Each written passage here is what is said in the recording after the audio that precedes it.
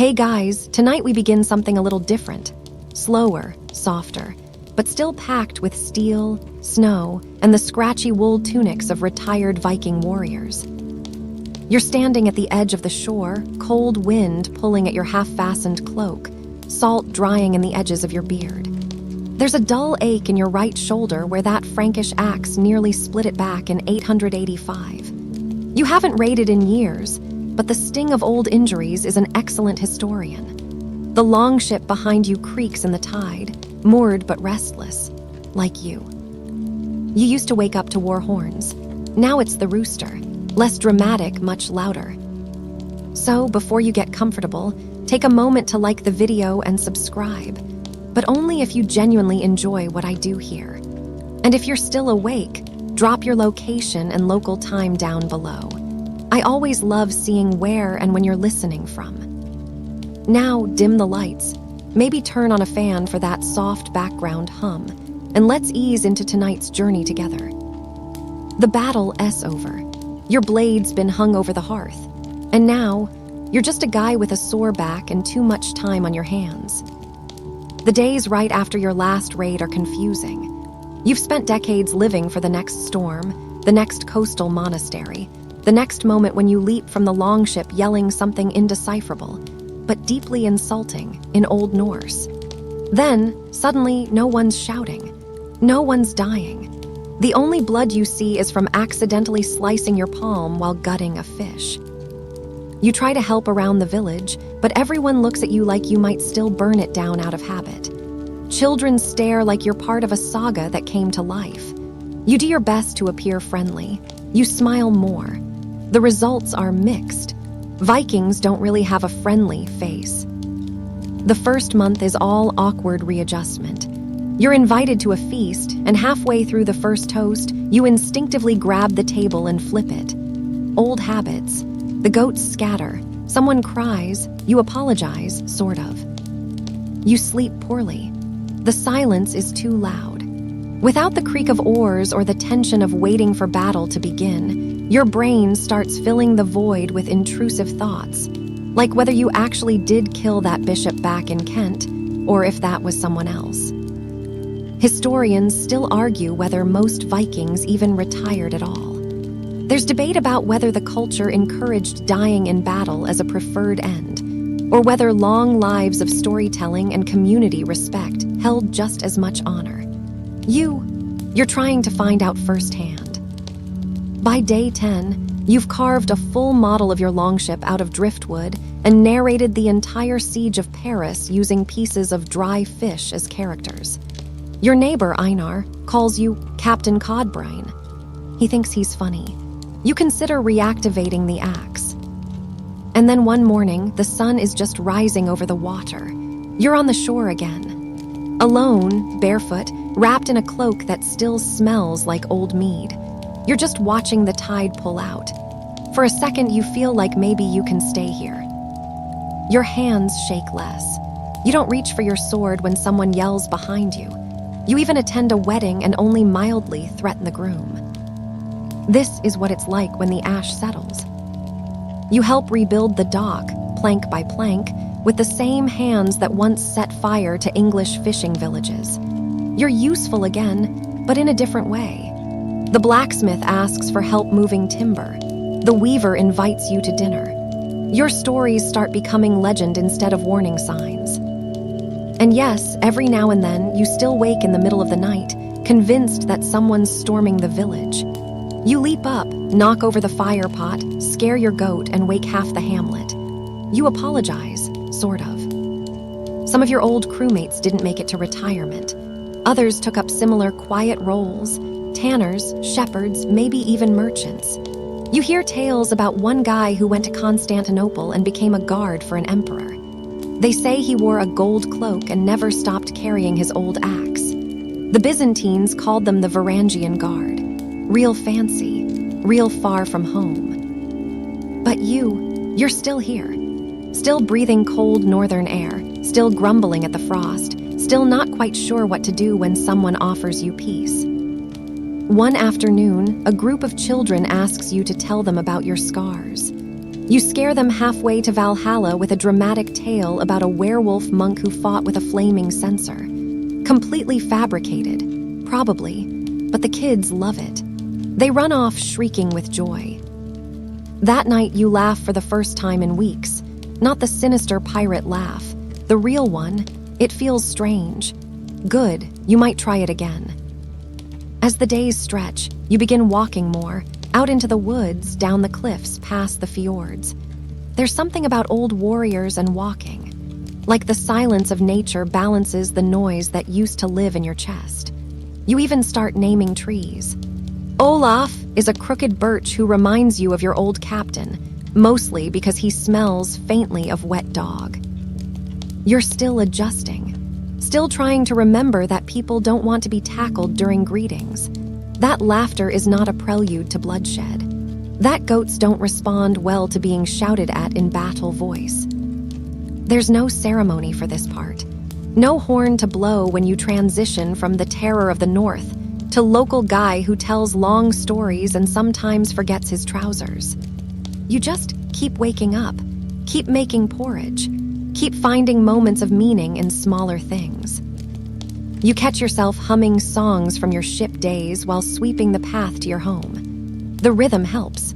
So does the creak of the broom, oddly reminiscent of old oars. One evening, you spot a young man dragging a net that's far too heavy for him. You help.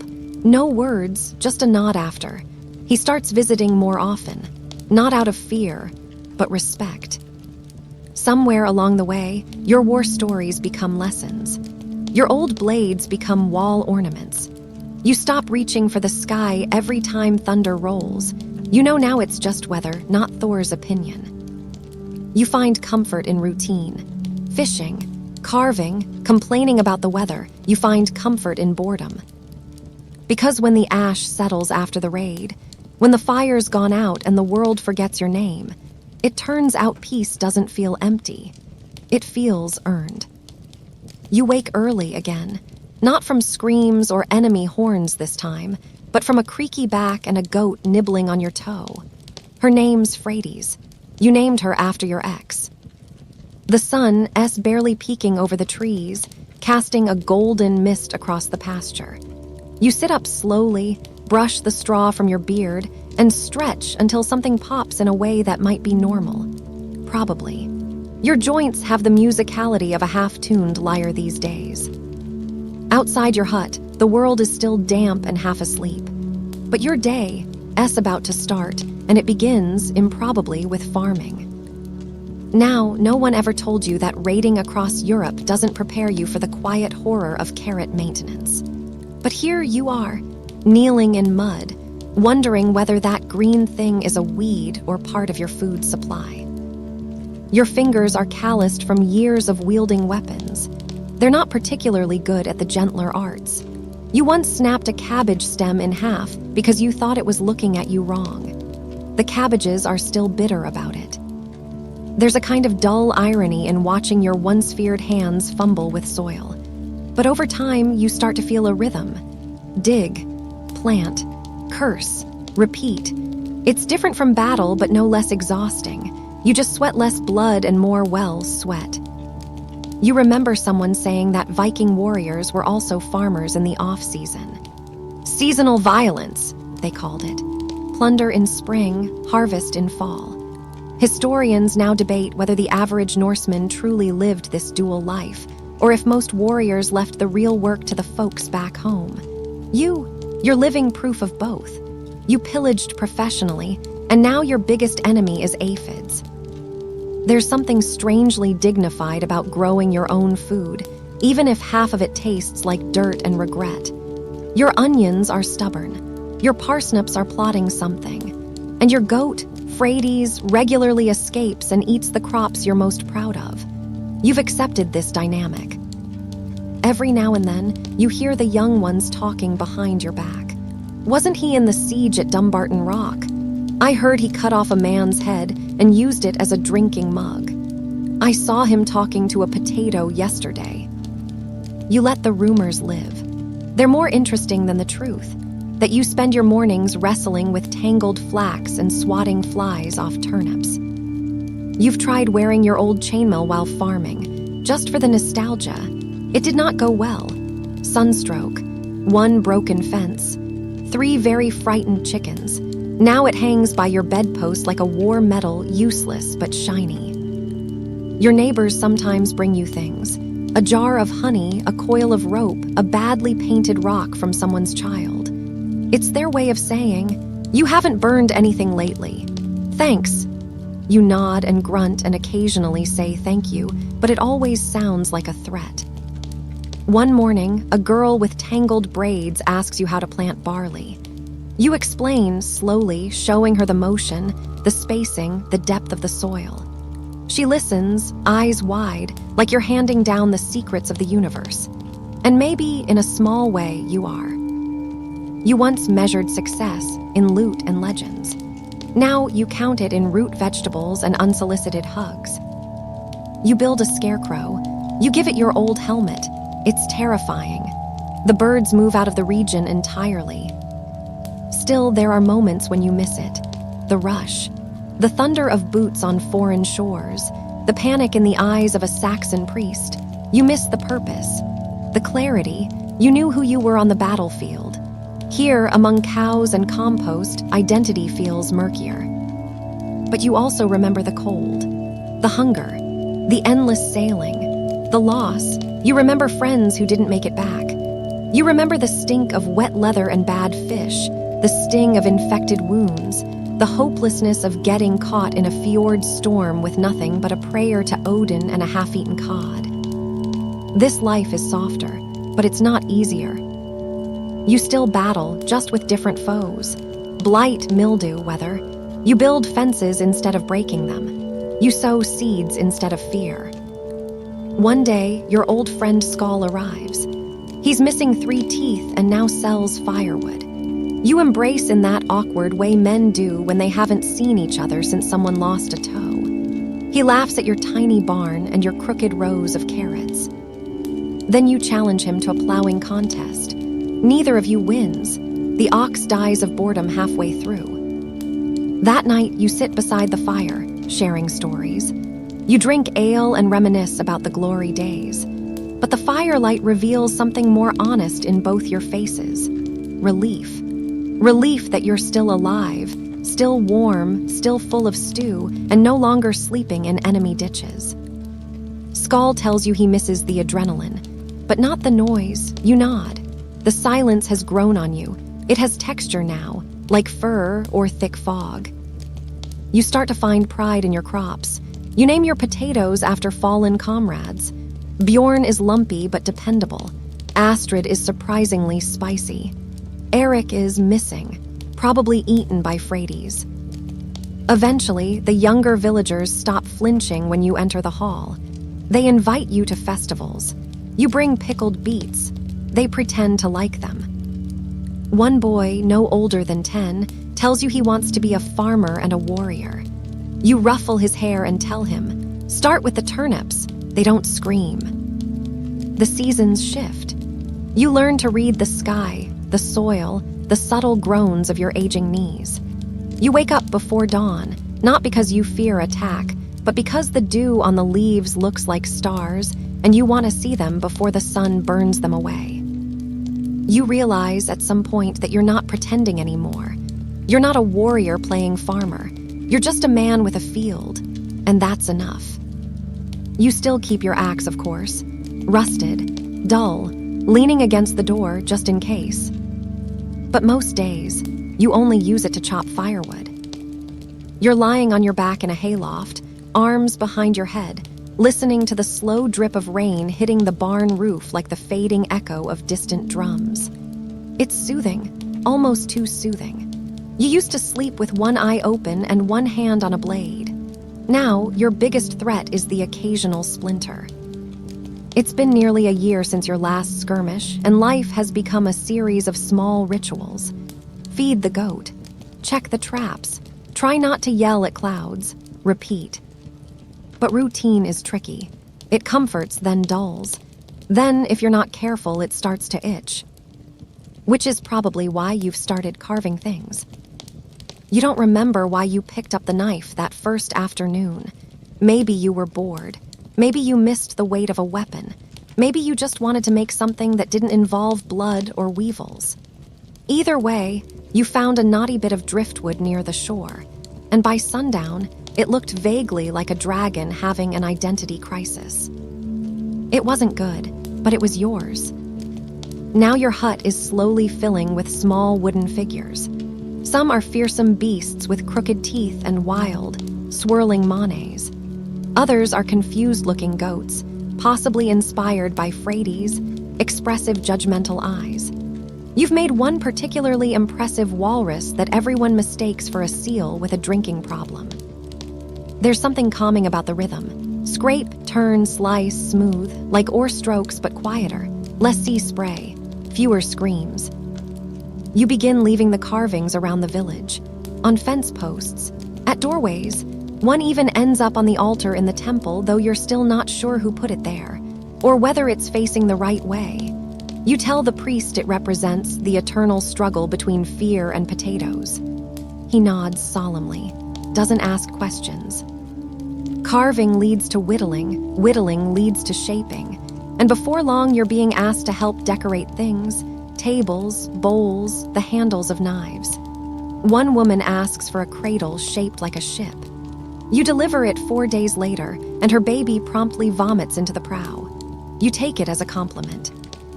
Turns out, there's a real demand for handcrafted Viking aesthetics.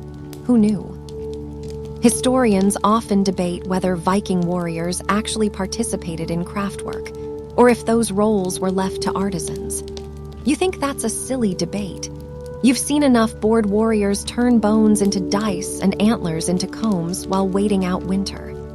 Besides, carving gives your hands something to do besides tremble. You develop a style, rough edges, fierce curves, lots of exaggerated eyebrows. You call it rage rustic. It catches on. People begin to leave scraps of wood at your door, like offerings to a half-retired woodworking god. You don't mind. It feels good to be useful, in a way that doesn't involve sudden death. You're even invited to the next seasonal market to sell your pieces. You attend, reluctantly, dragging a sack full of lopsided figurines and one suspiciously elegant chair that you're pretty sure you carved in your sleep. The market is bustling, smoke, shouting, strange cheeses.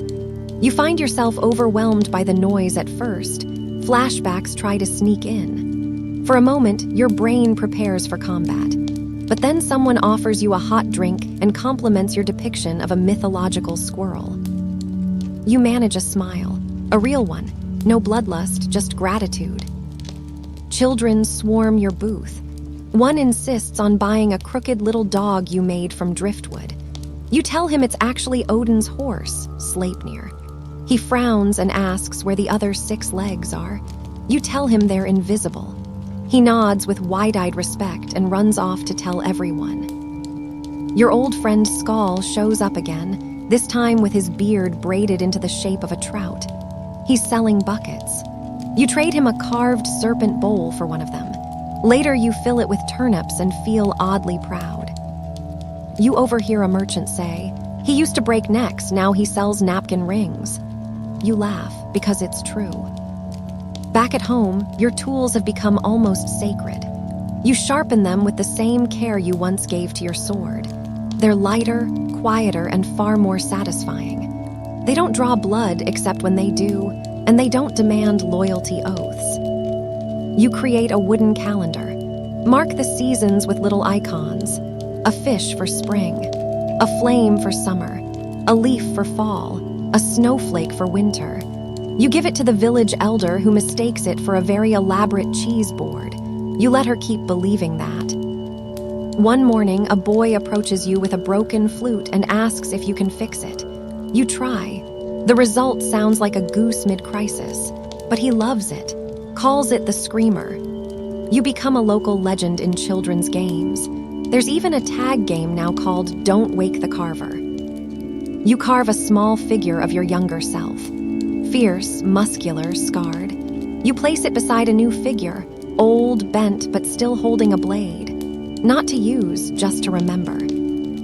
You think about how far you've come. From raider to maker, from destroyer to storyteller through shape and wood grain. Not a bad journey. At night, your dreams are quieter. You no longer see flames and steel. Sometimes you dream of forests, of trees whispering, of the sound of your chisel biting into pine.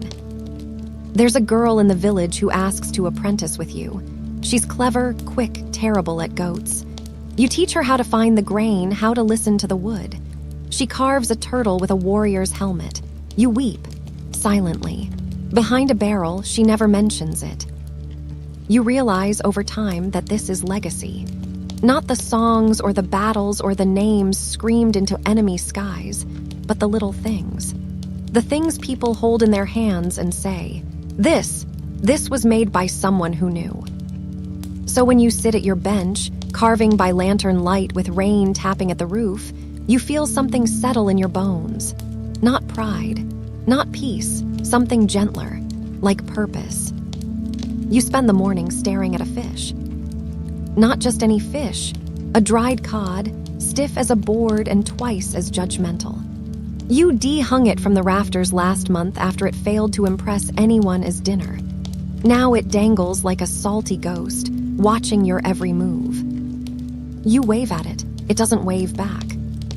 It's been 2 weeks since your last carving commission. Your field's in decent shape.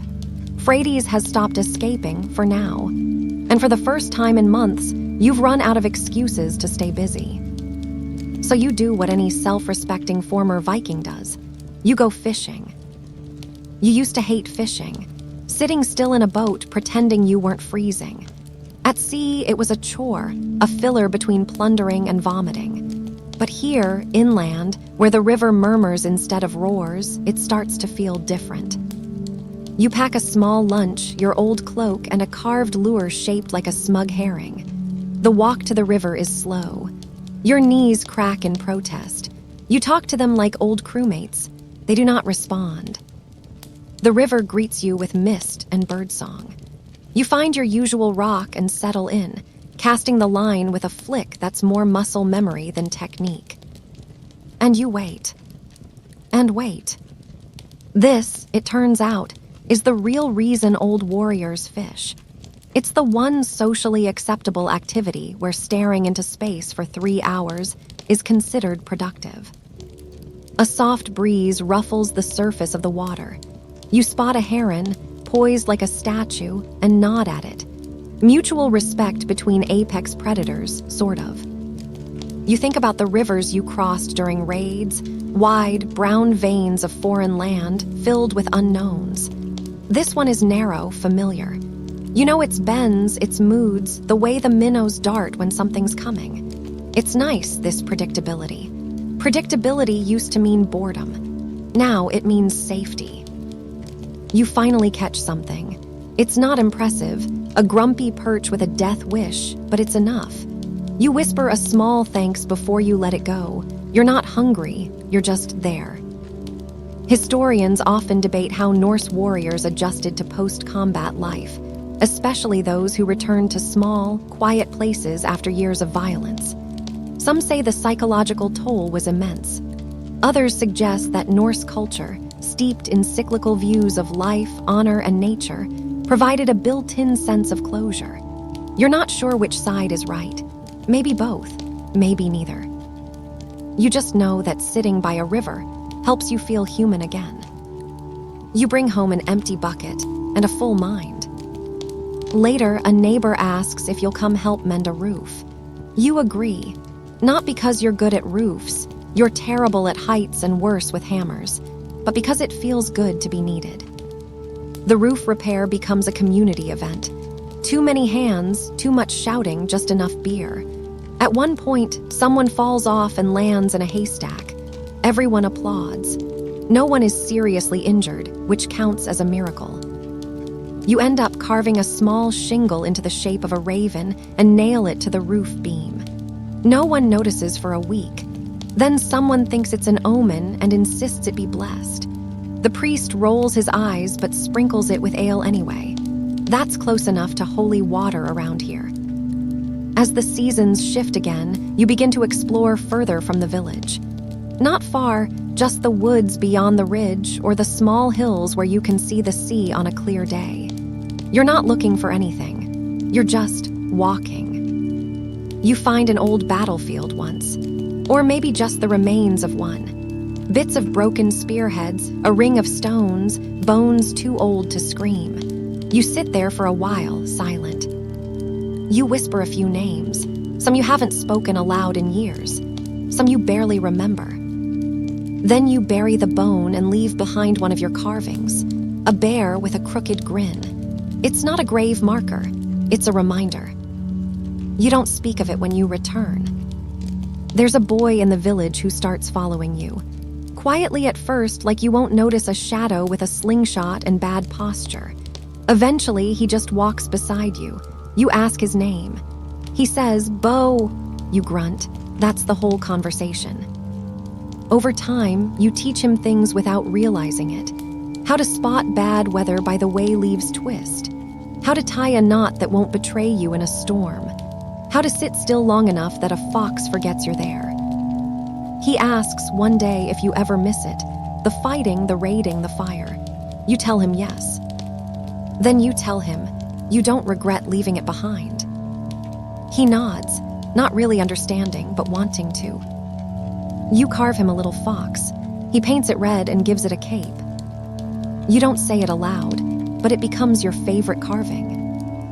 You start seeing other old warriors around. Bent backs, slow steps, scars hidden under wool. You never talked much during the glory years, but now you trade glances, nods, a few words at most. One of them brings you a strange artifact, a helmet split clean down the center. "Yours?" he asks. You shake your head. "Mine now," he says, and turns it into a planter. You admire the creativity. You begin keeping a journal. Not in runes, just scratches on bark, pressed into beeswax or muttered into carvings like secrets. Things like, "Rain again. Frady's pregnant, probably with evil. Dreamt of fire, woke up in cold. Good soup, though." Bo asked if giants were real. Said yes. Showed him my toes. It's not literature, but it's memory, and it helps. At night, you sometimes sit by the hearth and sharpen your knife. Not the fighting one, the carving one. You keep the old blade nearby, but it hasn't left its sheath in years. Dust gathers on the hilt. You tell yourself that's good. You wonder sometimes what legacy means. Songs, statues, fame. Or is it the little things? The child who learns to whittle. The woman who laughs when her chair creaks like a moose in pain. The man who fixes a roof with shaking hands because someone asked him to. You used to chase immortality. Now, you chase ducks out of your cabbage patch. And somehow, that feels more real. You're mending a net with numb fingers when you realize you're humming. Not a battle hymn, not a chant to stir the blood before charging headlong into a sea of Saxons, just a small tune. Something you picked up years ago from a shepherd who thought your war stories were bedtime tales. You don't remember the words, but the melody stuck. The net, incidentally, is not yours. It belongs to Solveig, who caught you frowning at it last week and immediately assumed you were volunteering. You weren't. But saying no to Solveig is like trying to stop the tide with your hands. So here you are, fixing knots, cursing seaweed, humming softly. She offers you pickled beets as payment. You accept them with the expression of someone being handed a venomous eel. She winks and walks off. You're fairly certain she used to be a pirate queen, or maybe she still is.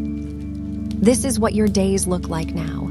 Unexpected requests, communal labor, frequent gifts of root vegetables, and oddly enough, you don't mind. There's a warmth in being part of something again, even if that something is a village where everyone knows your business before you do. You help raise a new barn. Your job is mostly lifting, holding, and not dropping things on smaller people.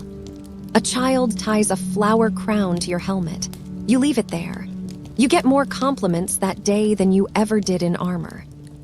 Someone calls you uncle. You're not sure who. You don't correct them. Later, you sit by the fire with aching shoulders and watch sparks drift upward like tiny souls. You used to chase sparks like that. Fire meant plunder, victory, adrenaline. Now it means company, food, and the occasional musical goat. Yes, the goat sings. It's not intentional. It just bleats with uncanny rhythm every time someone plays the lyre. You've named it Scald. Bo thinks it's hilarious. He's taken to composing songs about you, most of which involve dramatic reenactments and aggressive air sorting. You correct his technique, then teach him how to actually hold a blade. It feels natural, like passing on something sacred, but without the blood oath or the mandatory drinking.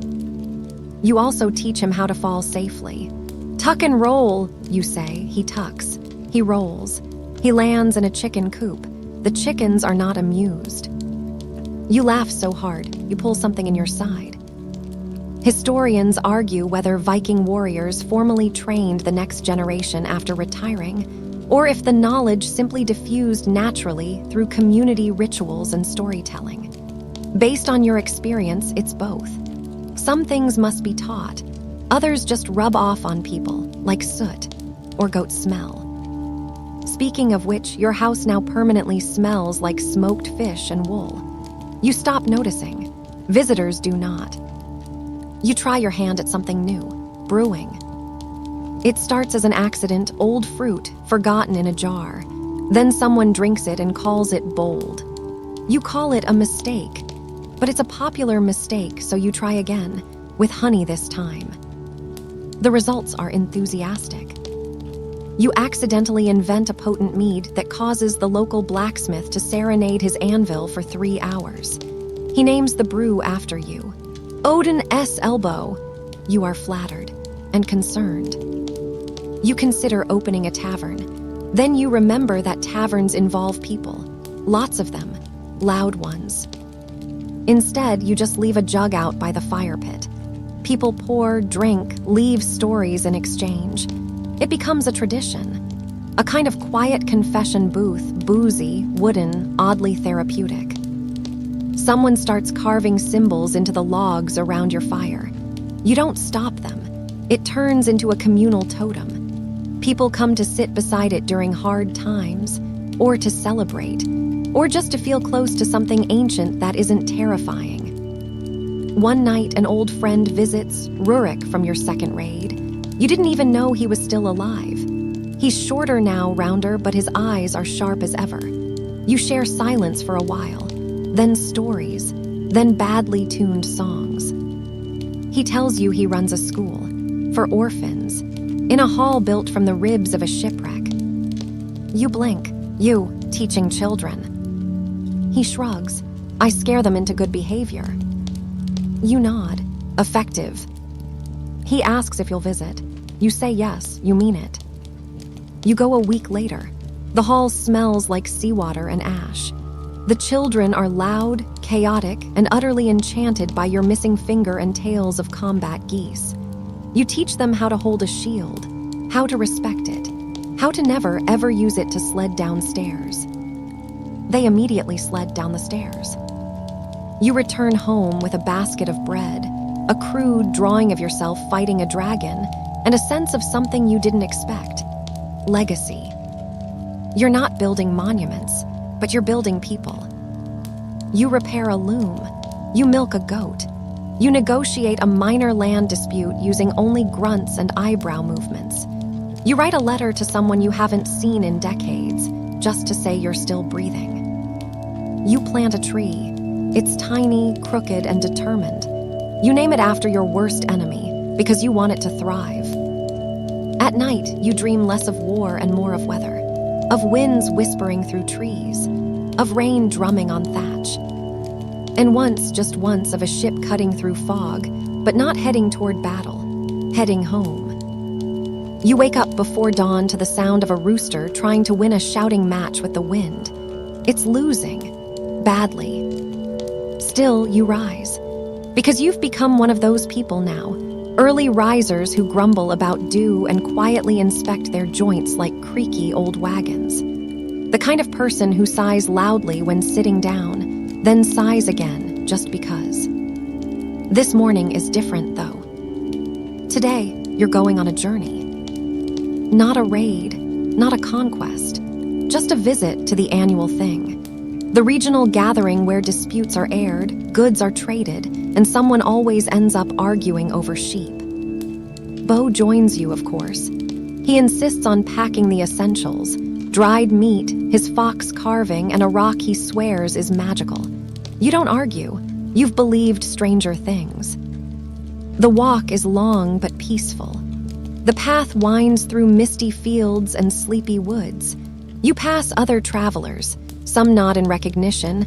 Others walk wide circles around you, probably mistaking you for a wandering hedge wizard. Your beard has that effect now. You reach the clearing just as the sun pierces the trees.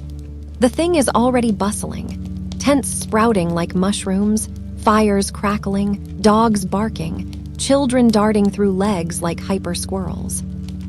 You inhale deeply. Smoke, mead, and the faint, unmistakable whiff of overcooked turnip stew. It smells like home. You're quickly pulled into the rhythms of it, hands clasped in greetings, old war stories swapped like currency. Someone mistakes you for a famous berserker. You correct them, then quietly enjoy the disappointed look on their face. You find yourself sitting near the Lorok as proceedings begin. A man with a voice like gravel reads out disputes. Land, livestock, marriage promises. It's like watching a play where everyone forgot their lines and decided to improvise. One case involves a goat accused of theft. The goat is present. It looks guilty. Bo asks you if this is what justice looks like. You tell him it's what justice smells like, at least. In the crowd, you spot familiar faces. Old warriors like yourself, gathered not to fight, but to listen, to arbitrate, to weigh fairness with the same hands that once swung axes. Historians often suggest Viking societies had more complex legal structures than the average raider reputation implies. Things like trial by jury, compensation payments, and formal codes of law governed much of life. It wasn't all burning and looting. There were rules, lots of them, enforced not by kings, but by consensus and community pressure. You even see one woman, Ira, acting as a legal speaker.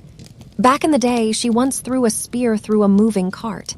Now she's citing precedents for land division with terrifying precision. You nod in respect. She winks at you. Your ears burn. After the formalities end, the real business begins. Trade. Bo barters his rock for a small knife. You're impressed. He's learning. You trade 3 fish carvings for a pouch of rare herbs. The seller compliments your craftsmanship. You mutter something about arthritis and blush like a teenager. Someone challenges you to a log balancing contest. You win by accident. Apparently, stiff knees are an advantage when you move like a petrified tree. That evening, a feast erupts. Tables creak under roasted meat, pickled things, and buckets of thick bread. A man plays a lyre with suspicious talent. People dance, shout, laugh. You sit near the fire with a group of elders, passing a jug of something that tastes like regret and burns like memory. Rurik is there again. He brought cheese. It is offensively strong. Bo falls asleep beside you, curled up with his new knife and a smear of jam across his cheek. You remember your first thing. You were younger than Bo, more arrogant. Your main goal was to impress someone with your ability to drink sour milk without blinking. You succeeded. You also vomited in a chieftain's tent. You were not invited back for 3 years. Funny how time changes the purpose of a gathering, from proving yourself to preserving what matters. Someone asks you to tell a story, not a war story, a funny one. You hesitate. Then you tell the tale of the time you mistook a bishop's ceremonial hat for a chamber pot. By the end, half the fire circle is crying with laughter. You're invited to speak again tomorrow. You feel oddly proud. You sleep under the stars, wrapped in your cloak, Bo nestled against your side. The night is cold, but the fire nearby crackles like a lullaby. In the morning, someone steals your boots. This is also tradition. You limp around barefoot until an apologetic boy returns them with flowers stuffed inside as penance. You keep the flowers. They smell like forgiveness. You stay for 2 more days, long enough to help settle a boundary dispute, win a throwing contest, pure luck, and reunite with someone who once saved your life with a stolen apple and a bad joke. You leave the thing with a lighter heart and a heavier satchel. Inside, herbs, gifts, a new knife for Bo, and a letter from Ira. She invites you to visit her village sometime. You pretend not to smile as you fold it carefully. The walk home is quiet. Bo talks about maybe learning to read runes. You say you'll teach him once you remember how. He rolls his eyes. You both laugh. At home, the village greets you with the gentle chaos of familiarity. Frades, now distinctly rounder, tries to headbutt your leg in protest of your absence. You bribe her with oats. You light your hearth and place a stone on the mantle, a smooth one Bo gave you from the riverbank. It doesn't look like much, but it's proof of something lasting. Connection, memory, choice. You write in your journal. Thing was good, no fights, only mild injury. Cheese should be banned. Bo bartered a stone for a blade. We'll need to keep an eye on that one. You sit on your bench, sip lukewarm mead, and look out at the fading sky. The world feels a little wider, even though it hasn't moved. You haven't sailed in years, haven't drawn blood in even longer, but you've navigated tempers, disputes, youth, and goats with greater care than you ever gave to enemy lines. And somehow, this feels more dangerous and more worth it. You're helping mend a thatch roof when the news arrives, delivered breathlessly by a boy who almost runs straight into your ladder. A ship has landed. Not a raid, not a trader either. It's an emissary from the coast. You squint toward the sea. The last time someone emissaried you, it involved a duel over a duck and a misunderstanding about inheritance. But the boy insists this is different. The chieftain of a seaside village, Grimhild of the Salt-Tongued Isles, is seeking experienced hands, not for war, for diplomacy. You blink slowly. You've been many things. Diplomatic is not one of them. But curiosity itches at you like wool in summer, so you go. Your arrival in Grimhild's village is met with polite suspicion. You're not exactly subtle. Tall, scarred, and radiating the quiet menace of someone who once headbutted a bear. Long story. But Grimhild recognizes you. You shared a boat once back when boats were new and your knees didn't sound like kindling. She's older now, but sharper than ever. Wears her gray hair like a crown and speaks in a voice that could cut stone. She offers you dried kelp and a job. Teach her people how to talk like warriors who don't want to fight. Apparently, the region's becoming connected. Trade routes, treaties, talks of alliances. The old way of burn first, ask later is out of fashion. You say yes, mostly because the food is excellent. Also, because the idea of peace makes your joints ache less just thinking about it. You begin slowly. Lessons in body language. How to nod without threatening someone. How to grip a hand without dislocating it. How to say, we respectfully decline instead of you'll drown in your own blood. It's harder than you expected. You remember a time when speaking meant shouting. Negotiation involved posturing, blade displays, and occasionally setting someone's livestock on fire for emphasis. Now you're explaining how tone matters, how a pause can say more than a yell, how to use silence not to intimidate, but to invite. One of your students, Kari, struggles. She's got the voice of a thunderclap and the finesse of a drunken walrus. You like her. She reminds you of your younger self. You teach her how to breathe before speaking, how to listen. You use fishing metaphors. She responds well to fishing metaphors. A week in, you witness her mediate a dispute between two elders over net rights. She doesn't shout once. You almost cry. Historians often debate whether Vikings were capable of true diplomacy, or if they simply used intimidation and displays of strength. But what you're seeing now suggests something deeper. Maybe those old sagas left out the parts where people made peace because it didn't sing as well. But peace has rhythm, it has patterns, and you're learning how to teach them. Meanwhile, Grimhild has other plans for you. She wants you to help broker an agreement between 3 coastal villages, each convinced the others are hoarding the best fishing grounds. You suggest drawing a map and letting everyone complain over it until they fall asleep. Instead, she sends you with a small boat and 2 assistants, Kari and a local scribe named Leif, who speaks in riddles and wears robes that billow even when there's no wind. You visit each village. You eat their food, listen to their complaints, watch their goats misbehave. You sketch crude fish maps.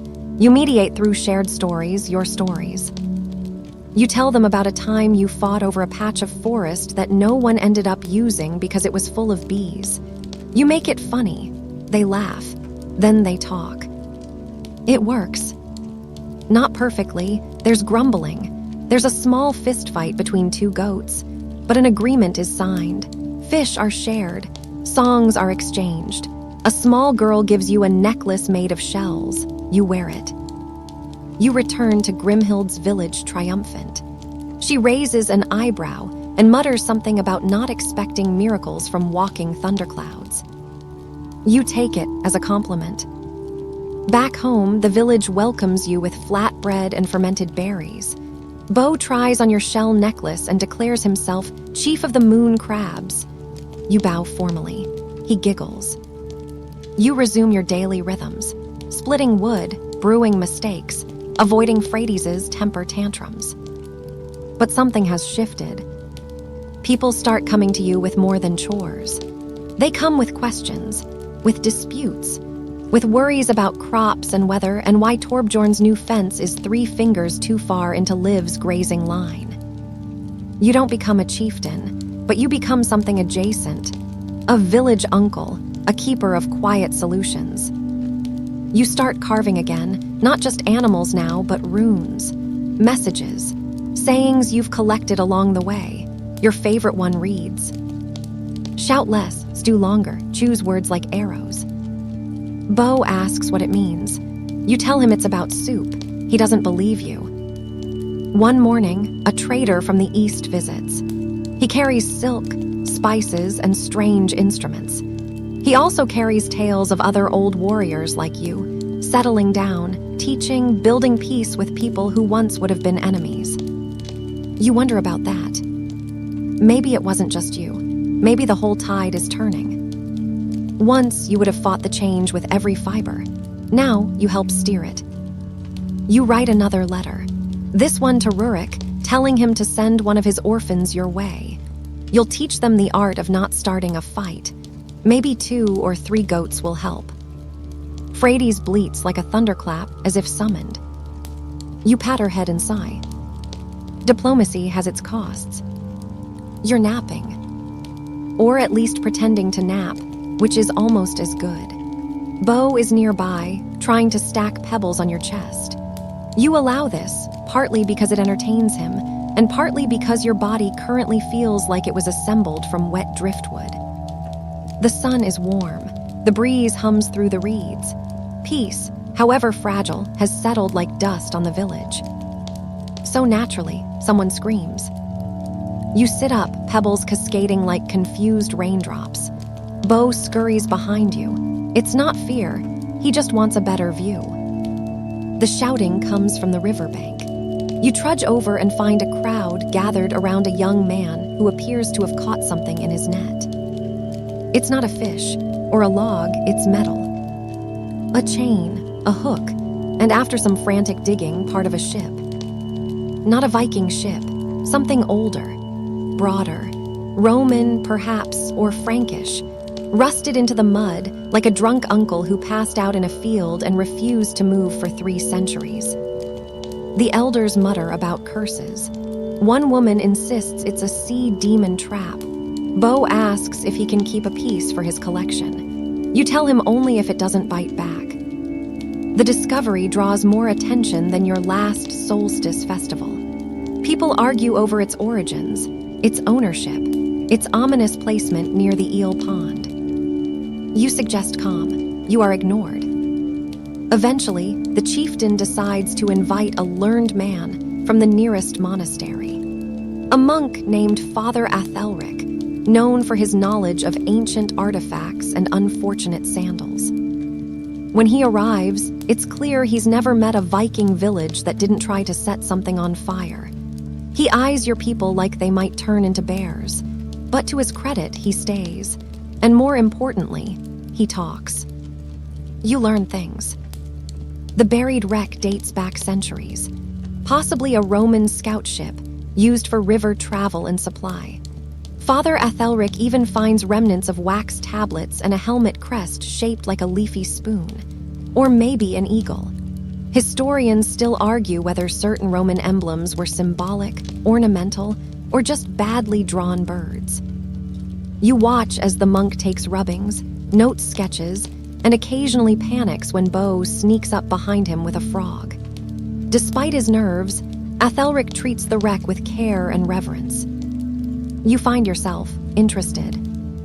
Not in the wreck itself, but in the act of studying it, of decoding stories from rust and mud. Back at home, you open your carved box and pull out old souvenirs. Not gold or spoils, but buttons, scraps of cloth, pottery shards, bits of your travels, each carrying whispers. Bo peers over your shoulder. What's that? He asks, pointing to a chipped tile with a faded spiral. You pause. A piece of bathhouse floor, you say, from a city where people wore togas and ate olives. Bo squints. That sounds weird. It was, you say, smiling. You begin writing. Not sagas, not boastful tales, just memories. You describe the markets of Constantinople, the stone bridges in Gaul, the bizarre custom of wearing shoes indoors. Bo helps you label things. You use symbols at first, then words. You teach him as you go.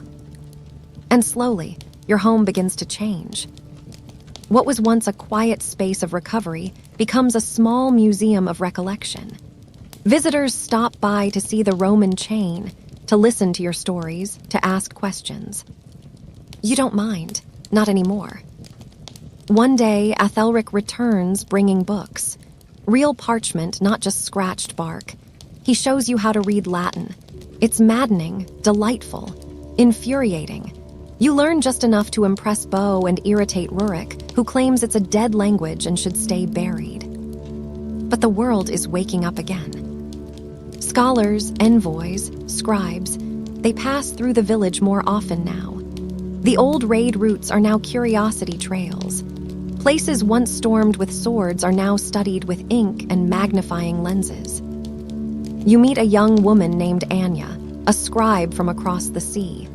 She sketches your face without permission, then explains it's for a book on the faces of transition. You don't fully understand, but she's kind, and she laughs at your jokes, so you let her draw your nose 3 times. Anya asks questions.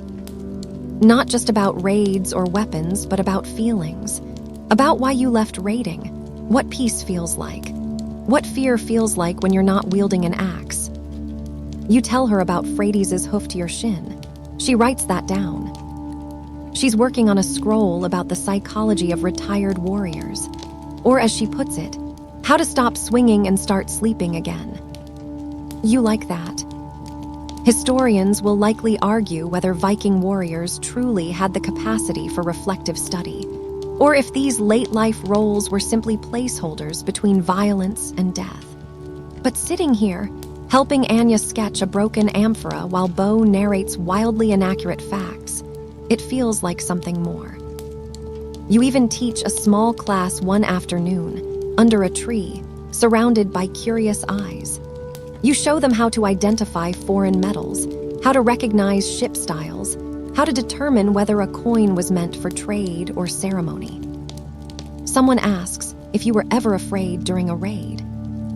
You pause, then say, only when it was quiet. That earns nods, because everyone knows silence has its own sword edge. That night, you write in your journal. Buried ship stirred the mud, also the memories.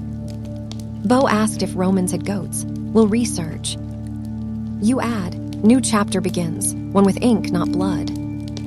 As you close the book, Bo asks if he can sleep next to the amphora fragment.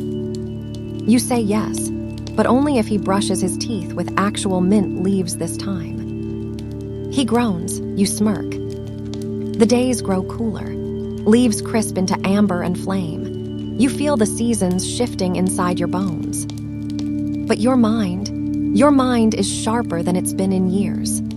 Hungry for patterns, for stories, for meaning behind the things you once took for granted. You go to sleep surrounded by artifacts. A house once filled with silence now echoes with the soft rustle of pages, the clink of pottery, and the occasional shout of "Don't touch that." You sleep like a man who has finally stopped carrying swords and started carrying time. It's the quiet clink of a spoon in a wooden bowl that starts your morning now. Not a war horn, not the sharp bark of a chieftain's command, just the humble rattle of porridge and the steady rhythm of Bo humming to himself as he stirs in too much honey. You take a seat, stretch slowly, careful of your right knee, which is now held together by spite and warm compresses. The sunrise is a gentle smear across the sky, all apricot and dove gray. The kind of morning you once would have missed entirely, having stayed up drinking sour mead and arguing over whose helmet feathers looked most intimidating. These days, the fiercest debate in your home is over the last pickled turnip. Bo wins again, little tyrant. Your day begins like many others, repetitive, almost monkish. Except today, a visitor arrives. She comes from the mountains to the east, wrapped in wool and smelling faintly of pine sap. Her name is Ilva, and she carries a request. Not for war, not for storytelling, but for engineering. Yes, really. Apparently, her village has a problem. A bridge, an old one, has collapsed, and they need someone who understands long timber spans, river dynamics, and weight distribution. You open your mouth to protest. You're not a builder. You're a warrior, a story keeper, a mostly retired porridge philosopher. But then Ilva places a scrap of parchment in your hand. A sketch, not just of the bridge, but of its supports, the anchor rocks, the riverbed, all labeled with such care it reminds you of Anya's drawings. You feel something stir in your chest. Not pride, not vanity, but curiosity. The same kind you once felt staring at distant sails on the horizon, wondering what language their curses would be in. You agree to go. The journey is short, the path steep. Bo insists on coming naturally, and Frades follows him like a furry storm cloud. The mountain village is modest, half buried in stone and moss, with smoke curling from low chimneys. They greet you politely, if a little skeptically. Apparently, your reputation as a bridge expert preceded you, somehow. You study the remains of the structure. It was once a rope and plank crossing, the kind favored by thrill seekers and people with no sense of mortality. Now, the planks hang in sorrowful tatters, and the ropes have given up entirely. You spend a day just watching the river. Its current is fast but not unruly. The problem isn't nature, it's planning. The last bridge was built too narrow, too low, too trusting of weather patterns. So you sketch, you think, you measure things with your arms, and then with a stick Bo insists is the official ruler of rivers. You don't correct him. Soon, you gather the villagers. You speak plainly. You suggest a trestle structure, wooden legs angled like warriors in a shield wall, distributing weight and resisting erosion. You even carve a small model using leftover driftwood and chicken bones. The villagers are stunned. Not because it's genius, but because they didn't expect someone who once used a tree as a battering ram to understand angles and sheer force.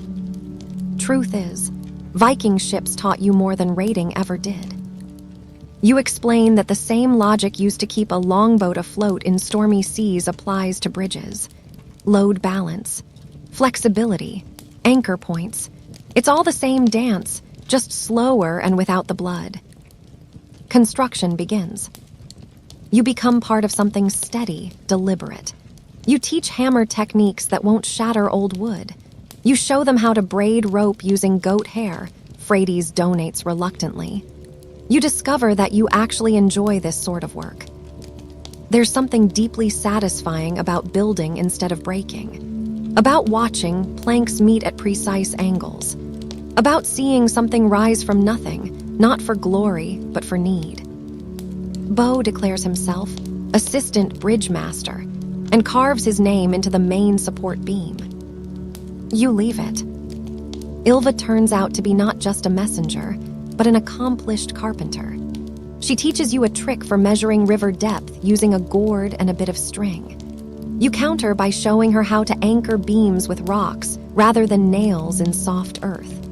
The two of you trade knowledge like old friends, even if you sometimes argue over whether a joint should be flush or slotted. Historians still debate whether Viking settlements had formal engineers or if construction knowledge was passed orally, trial and error style. But watching this collaboration unfold, it's clear. Practicality wins over title every time. 2 weeks pass. The bridge stands. Not just functional, but beautiful, curved slightly, with carved runes along its railings, each one contributed by a different village child. Bose says, "Don't fall." Wise advice. The village holds a feast in your honor. You try to object, but someone hands you a bowl of spiced barley and roasted leeks, and you immediately forget how to argue. Ylva makes a toast. To those who built bridges not just from stone, but from stories. It's a good line. You steal it for your journal later. As you prepare to leave, the village gifts you a walking staff made from polished birch. At its top is a carved knot, a symbol of strength and joining. Bo says it looks like a pretzel. Back home, you place the staff beside your door. You sleep deeply that night, dreaming not of battles, but of rivers and wood grain and the creak of new joints settling into place. The next morning, you rise early and write. First built to cross the water, now I cross silence. My spine creaks like the bridge, but it holds. People visit more often now, not to hear war stories, but to ask for help with structures, repairs, plans. You never expected to become the village's architect in residence, but it suits you. You still teach diplomacy, still study old coins, but now you also sketch scaffolding for a neighbor's barn, suggest drainage channels for the grain stores, and help reinforce the well cap before winter. Your hands are always busy, but not with a sword. With nails, with ropes, with designs for things that endure. It turns out, retirement is less about resting and more about redirecting the fire. You used to burn down gates. Now you hold them open. The weather's changing again. You feel it in the back of your neck first, an ache that wakes you before sunrise. Then in the creak of the floorboards, swelling subtly with moisture.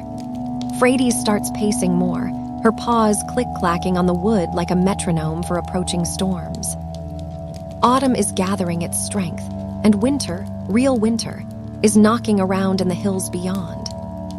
Which makes the arrival of the next visitor even more curious. She rides a shaggy gray pony, cloaked in fur and wrapped in layers thick enough to make her resemble a particularly determined root vegetable. Her name is Torvi. She is old, not your kind of old, ancient old, bark and lanterns old. Her eyes are pale and alert, like she spent her entire life staring into things that bite. She claims she once fought beside your grandfather. You do the math. Either she's exaggerating or your grandfather had a very flexible definition of fought beside. Torvi sits heavily at your table, requests the strong tea, and places a cracked leather bundle in your lap. Maps. Dozens of them, most hand-drawn, some barely legible. A few etched onto pressed bark, waterproofed with animal fat. You realize slowly that these are not just maps, they're plans. Not of war, but of wanderings. She wants to find a lost outpost. Not lost as in misplaced. Lost as in buried under a century of forest growth and rumor. It was called Eske Joldheim, a northern station, once used by roving guards and occasional traders. Abandoned after a harsh winter and never reclaimed. No one even agrees where it is anymore. Historians still argue whether it truly existed or whether it was a camp stitched together by survivors and later mythologized. Torvi believes it's real. More than that, she believes it contains something important. Records, artifacts, perhaps even early treaties with tribes thought long gone. She wants help finding it. Not from a warrior. From someone who knows how to read terrain, interpret old symbols, and keep a group calm when they start seeing wolves in every shadow. That's apparently you. You hesitate. Not because you're afraid of the journey. You've walked farther for less. But because Bo clings to your cloak like a burr, and the thought of leaving the house unattended makes your stomach fold in on itself like bad bread dough. Torvi, however, is persuasive. She offers safety, a good team, time. And most of all, she offers relevance. You look at Bo, then at your walking stick, then at the maps spread across your table like a tapestry of forgotten ambition. You say yes. The expedition is small. You, Torvi, a younger tracker named Elric who smells faintly of river trout, and a woman named Solveig, an herbalist who can spot frost rot in pine bark from 20 paces. She also carries a satchel full of honeycomb and dried apples, which immediately wins Bo over. You travel north, past the familiar ridgelines, beyond the goat paths, into places where the wind starts to sound like muttering. It's strange walking without armor, without the thud of war drums or the background tension of what if the next village throws spears. You are not invaders here, you're seekers. The land is quieter than you remember, but not empty.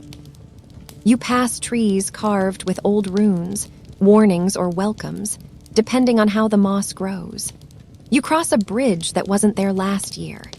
You see the bones of a campfire still circled with flat stones, and you wonder who sat there last, and how long they listened to the owl before deciding to move on. Bo collects acorns. Frades chases phantom rabbits. You mark every path, sketch rock formations. Note how the water flows slightly uphill in one stream, a phenomenon Solveig says is definitely cursed and refuses to elaborate on. You find a tooth, a human one, worn flat from years of chewing. Bo insists it's lucky. You tuck it into your pouch just in case. After 6 days, you find something. Not the outpost, but a stone. Square, carved, not local. Torvi's eyes go wide. She kneels and brushes moss aside like revealing treasure. It's a foundation stone, which means walls once stood here. You camp, search in slow spirals, and gradually the shape of Eske Joldheim emerges, not in pristine structures but in suggestions. Indentations where fence posts rotted, shards of pottery, a rusted hinge. And then a door frame. Still upright barely. You pass through it carefully like a ritual. Inside the ruins of what might have been a longhouse, you find a carved panel, cracked in 3 places but still bearing a crest. Not one you recognize. Torvi weeps. It's the emblem of her clan, one she hasn't seen since childhood. This was real. This was home. Bo places a pinecone next to the carving. He says it's a peace offering to the ghosts. Frades sneezes at it, a valid opinion. That night, around the fire, Torvi speaks of winters survived here, of men who made deals with the northern tribes of women who kept records on birch scrolls. She remembers names, gestures, nicknames, and you write them down. The next day, Elric finds a cache, sealed in wax, hidden under a false stone. Inside, a ledger. Not gold, not weapons, just pages of trade agreements, sketches of plant life, and the story of one soldier's infatuation with a local hunter who may or may not have been a shapeshifter. Historians still debate the prevalence of lycanthropic love affairs in early northern folklore. The team is thrilled. You build a small shelter over the site, mark the coordinates, and promise to return with proper supplies for preservation. But before you leave, Torvi makes a decision. She's staying. Not just to guard the site, but because this is where her story started, and where she wants it to rest. You nod. It feels right. You and Bo hug her tightly. Frades nuzzles her hand. Solveig gives her the last honey cube, which is perhaps the most sacred of all gestures. Back home, the villagers cheer your return. You show them sketches, the ledger, the piece of carved panel with the unfamiliar crest. They ask questions, real ones, about legacy, about endurance, about how memory hides in bark and stone and sometimes the hands of old women with spines of steel. You write for days afterward. This time, not in your journal, but in a small book bound in bark leather titled Eske Joldheim, A Place Between Storms. Bo draws the cover. It is abstract, possibly a bear, possibly a boot. You do not correct him. The book becomes popular. Copies are made. You see one in the hands of a traveler passing through. She doesn't know you're the author. You let her keep that mystery. Because some stories are stronger when they walk on their own. You're supposed to be home for good now. After the bridge, after Eske Joldheim, after gently breaking your favorite mug in the exact same place for the 4th time and gluing it back together with pine resin and denial. But the world refuses to leave you alone. This time, the interruption comes not with fanfare or maps, but with a wagon wheel. More specifically, a wagon wheel that flies off into your fence, cracks one of your carved posts, and almost gives Frades a coronary. The wagon belongs to a traveling trader named Herc. His beard is extravagant, his voice louder than your walls, and his problem apparently is archaeological. You blink at him. He explains that on his latest route, somewhere between nowhere and the edge of the world, he came across a rock slide that uncovered a sealed burial mound. Not a humble one, either. We're talking full ceremonial stones, spiral carvings, and at least one ominous raven symbol that probably means, do not disturb unless you're craving cursed dreams. Naturally, he disturbed it. He didn't go in, of course. He's not stupid, he says. He just looked, and then told everyone at the market about it. Now people want to explore it, and argue about it, and theorize. But Herc wants someone sensible to check it out first. Someone who's survived things. Someone with a suspicious dog, a curious child, and a reputation for returning with notebooks full of useful facts and the occasional drawing of a goat with 2 heads. Guess who that is? You sigh, then put the kettle on. You, Bo, and Frades set out the next morning with modest expectations and modest supplies. It's autumn's end now, leaves like curled embers underfoot, the sky taking on that silvery tone that promises snow. The burial mound is exactly where Herc said it would be, half collapsed, half revealed, entirely unsettling. You approach with care. The entrance is low and narrow, the kind that makes you crouch and question your life choices. Bo volunteers to go first, citing his natural sneakiness. You remind him he once got stuck in the pantry for 2 hours and ate all the raisins in panic. He withdraws the offer. So you go in first. The air is dry but stale. Not rot exactly, just the scent of long-forgotten things. Inside, the chamber is surprisingly intact. Stone walls etched with patterns, some familiar, others foreign. There's a raised platform in the center, likely once supporting a wooden sarcophagus or a pile of grave goods. Now, only fragments remain. But there's something else. Paint, or rather pigment. A thin band of red ochre across the ceiling, symbols spiraling inward. You hold your torch up and see a map. Not of land, but of stars. The burial mound is an observatory. Not just for the dead, but for those watching the cycles above. This person, whoever they were, was more than a chieftain or a warrior. They were a timekeeper, a sky reader, maybe even a proto-astronomer. Bo says it looks like a bear chasing a snail. You squint. He's not entirely wrong.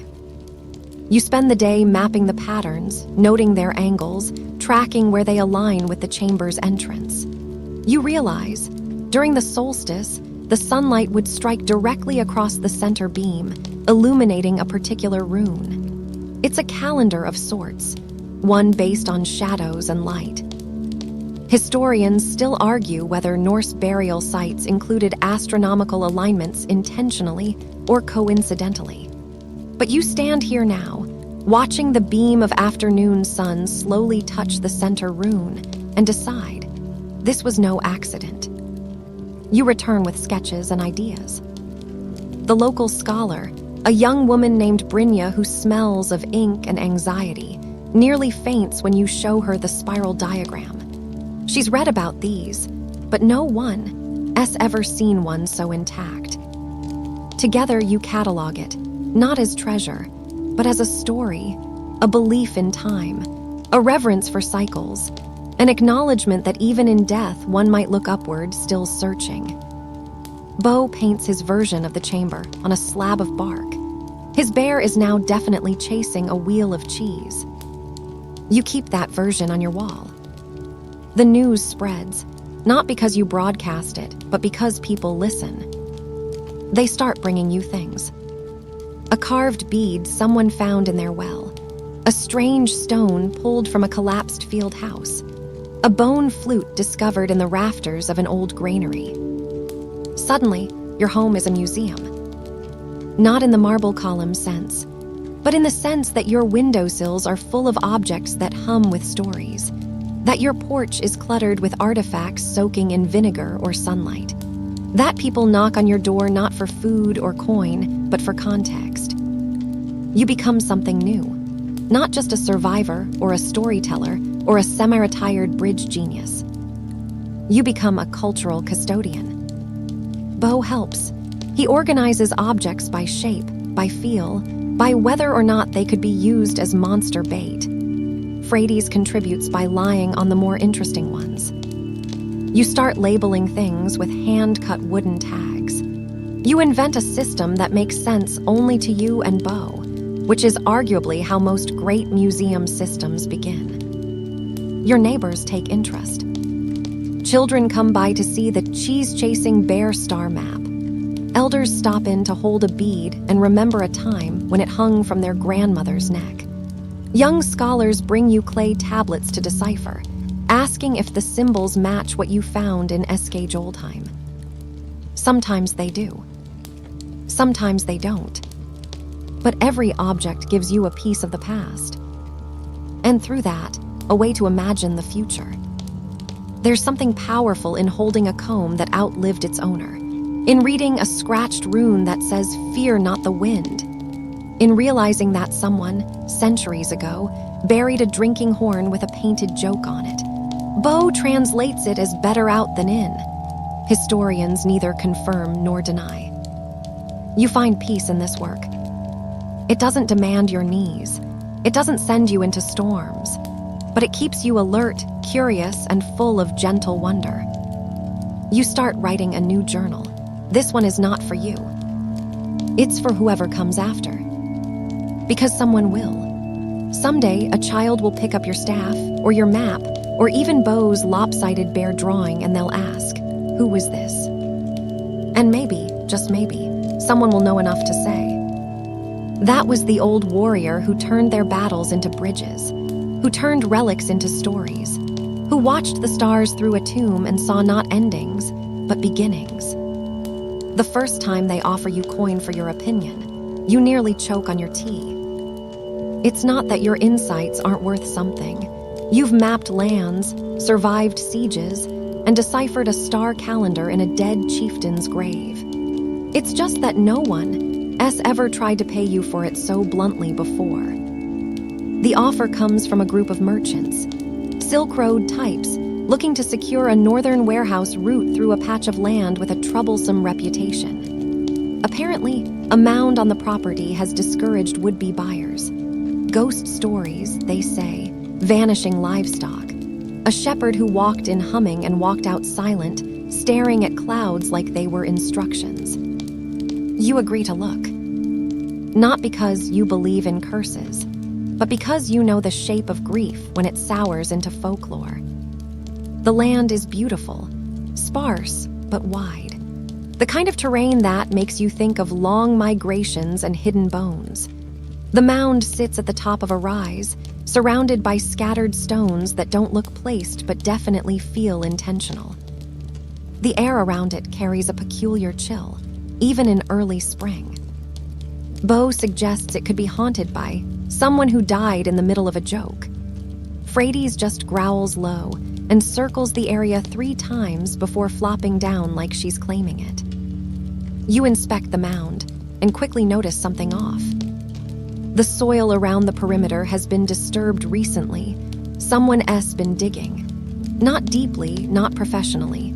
Just enough to open a small gap, like a pry under a lid. You crouch. The smell hits first. Damp, mineral-rich earth mixed with something sharper, something animal. You peer in. A fox stares back. Alive, startled, then gone in a blink. Bo names it King Dirtbeard, and insists this proves the mound is safe and probably a magical fox palace. You don't entirely disagree, but you widen the opening carefully, lowering a lantern inside. What you find is not a grave, not exactly. It's a cache. Layered bundles wrapped in preserved hide, tools, knives, a pair of boots with runes carved into the soles, not for comfort but for secrecy. The kind of equipment a scout would carry, a spy. You realize you're not looking at a burial, but a buried outpost. A hidden supply site disguised as a mound, likely maintained by a long-gone network of messengers or warriors working in silence. The merchant land sits on what was once a northern border zone. Shifting alliances, old battle lines, fading memories. Historians still argue whether Viking scouts used hidden caches this far north. Some say it's exaggerated folklore. Others insist it's proven by certain Icelandic sagas. You're now leaning firmly toward yes. You take notes, sketch everything, carefully replace what you disturbed. And then you talk to the landowner. You don't say haunted, you say historic. You recommend leaving the mound intact, fencing it off, and erecting a small stone marker. Not to ward off spirits, but to invite curiosity. You suggest a plaque, maybe a fox-shaped emblem for Bo's benefit. The merchants take your words seriously. Too seriously, in fact. Word gets around. Suddenly, you're being hired. Not as a warrior, not even as a consultant, really. As a heritage guide. You start traveling again, but this time only as far as you want. Short trips, sleep-friendly distances. Frades rides in the cart, Bo handles the packing, and you assess everything from old wells to questionable runestones carved by lovesick teenagers. One stone reads, "Bjorn was here," 5 times in increasingly poor spelling. You suggest preservation. Bo adds a tiny heart next to the last line. Your expertise begins to shape things. A village reroutes its planned smithy construction to avoid disturbing what turns out to be an ancient feasting circle. A farm family discovers their barn was built over a chieftain's moot site. They now host seasonal storytelling nights there, charging admission in cider and gossip. A crumbling longhouse is transformed into a public learning lodge, thanks to your diagrams and a very persuasive display involving that grave map from Section 11. You're not famous, not exactly, but people know your name. They send letters. They leave bundles of dried lavender and half-carved figurines on your doorstep. Bo finds this hilarious and begins signing autographs as your assistant. Frades gets a new collar, engraved with tiny runes spelling official museum dog. Life is, dare you say, peaceful. You spend more days in conversation than conflict. Your tools shift from axe to charcoal, from shield to lens. And in your quiet moments, you realize something strange. You're happy. Not a roaring, mead-drenched happiness, but a slow, soft one, like moss underfoot, like a fire that doesn't need tending because it simply is. Still, there are mysteries. One arrives on your doorstep in the form of a sealed wax envelope, thick, strange, bearing a symbol you recognize from an old war banner. A raven in a ring. A dead clan, or so you thought. The letter is unsigned but specific. It invites you to a location in the fjords, isolated. To witness the reckoning of time, it says, no threats, just a call. You debate it. Frades whines when you pack your bag. Bo insists on coming. You leave at dawn. The fjords are stunning. High cliffs, glassy water. The kind of silence that feels ancient. You follow the directions, twists, ledges, a half-collapsed rope bridge that gives you flashbacks to that time with the goats. Eventually, you arrive at a cave. Not deep, but cold. Inside waits an elder, hair white as frost, eyes sharper than your memory. She tells you a story of a group that never surrendered, that went underground, literally. That preserved their beliefs not out of defiance, but in the hope that someday someone would come along who knew both war and wonder. She says they've been watching you. Not in a sinister way, but in a we kept the receipts kind of way. They kept records, artifacts, hidden caches. Some you've already found, others not yet. She hands you a small object. A pendant, bone, carved with your family's old mark. You don't ask how they got it. You know. You wear it back home. You don't talk about it right away. Some secrets stay better as questions.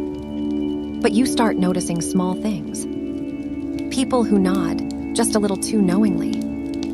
Ravens that seem to follow, just a bit too consistently. Runes that appear on stones in your path, marks of thanks, or maybe warnings. You tell yourself it's nothing. But you add a new entry to your journal anyway.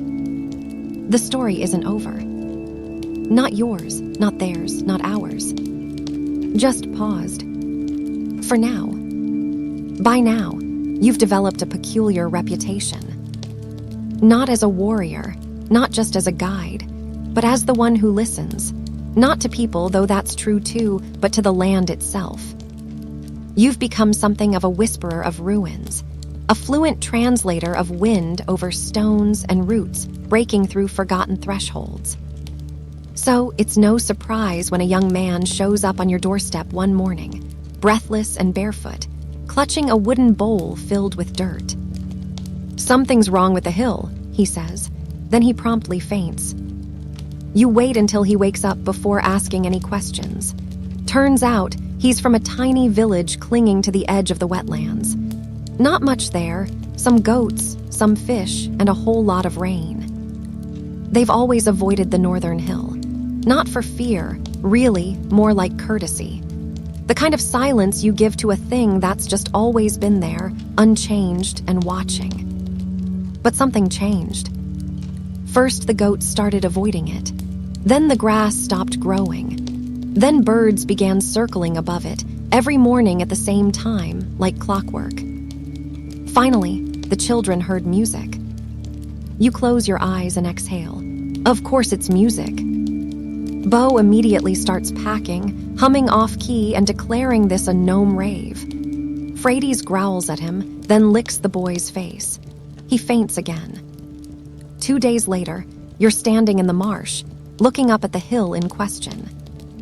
It's not particularly big, more of a bump, really. But the way it interrupts the land, too round, too deliberate, it feels less like erosion and more like a decision. You take a cautious walk around it. Frades stays close.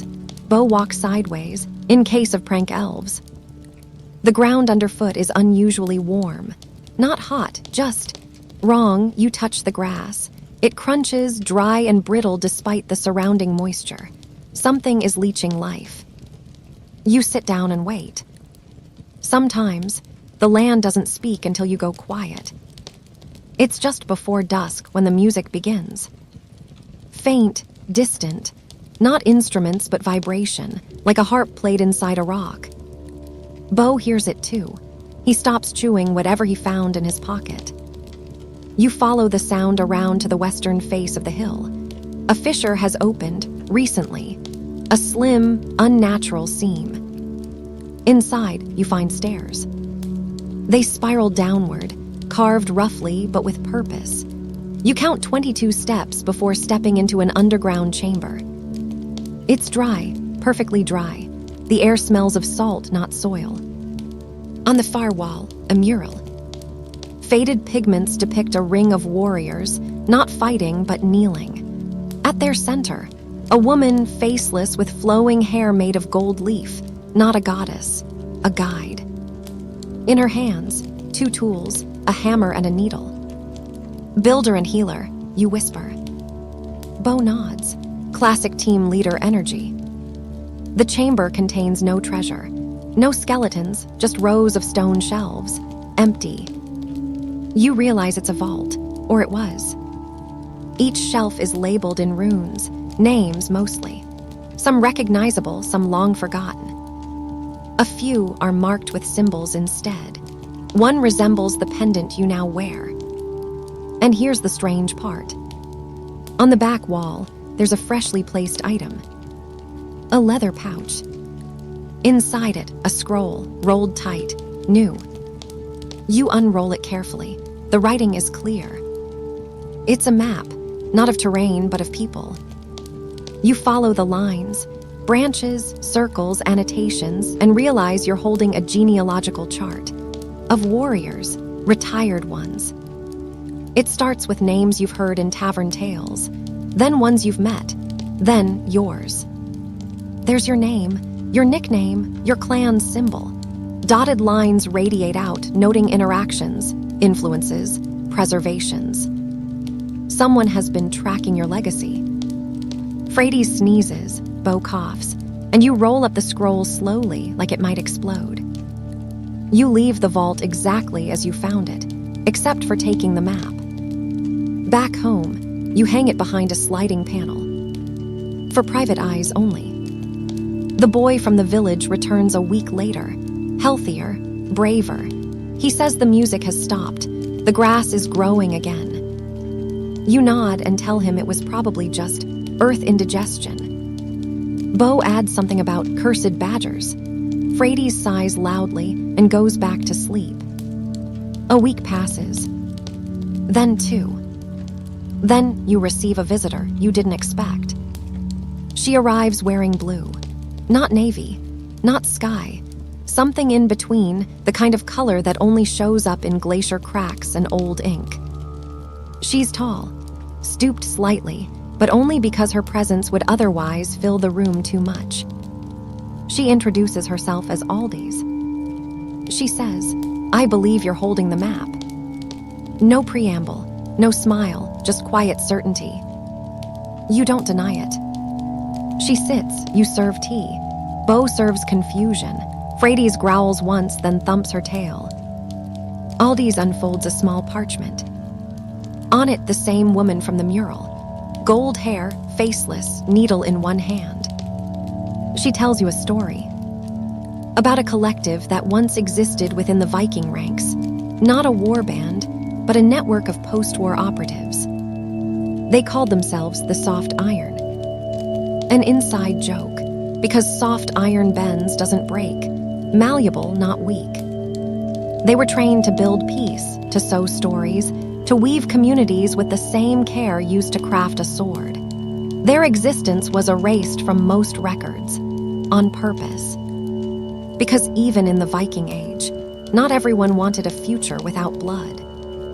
Aldis says she is one of the last, and she believes you are next.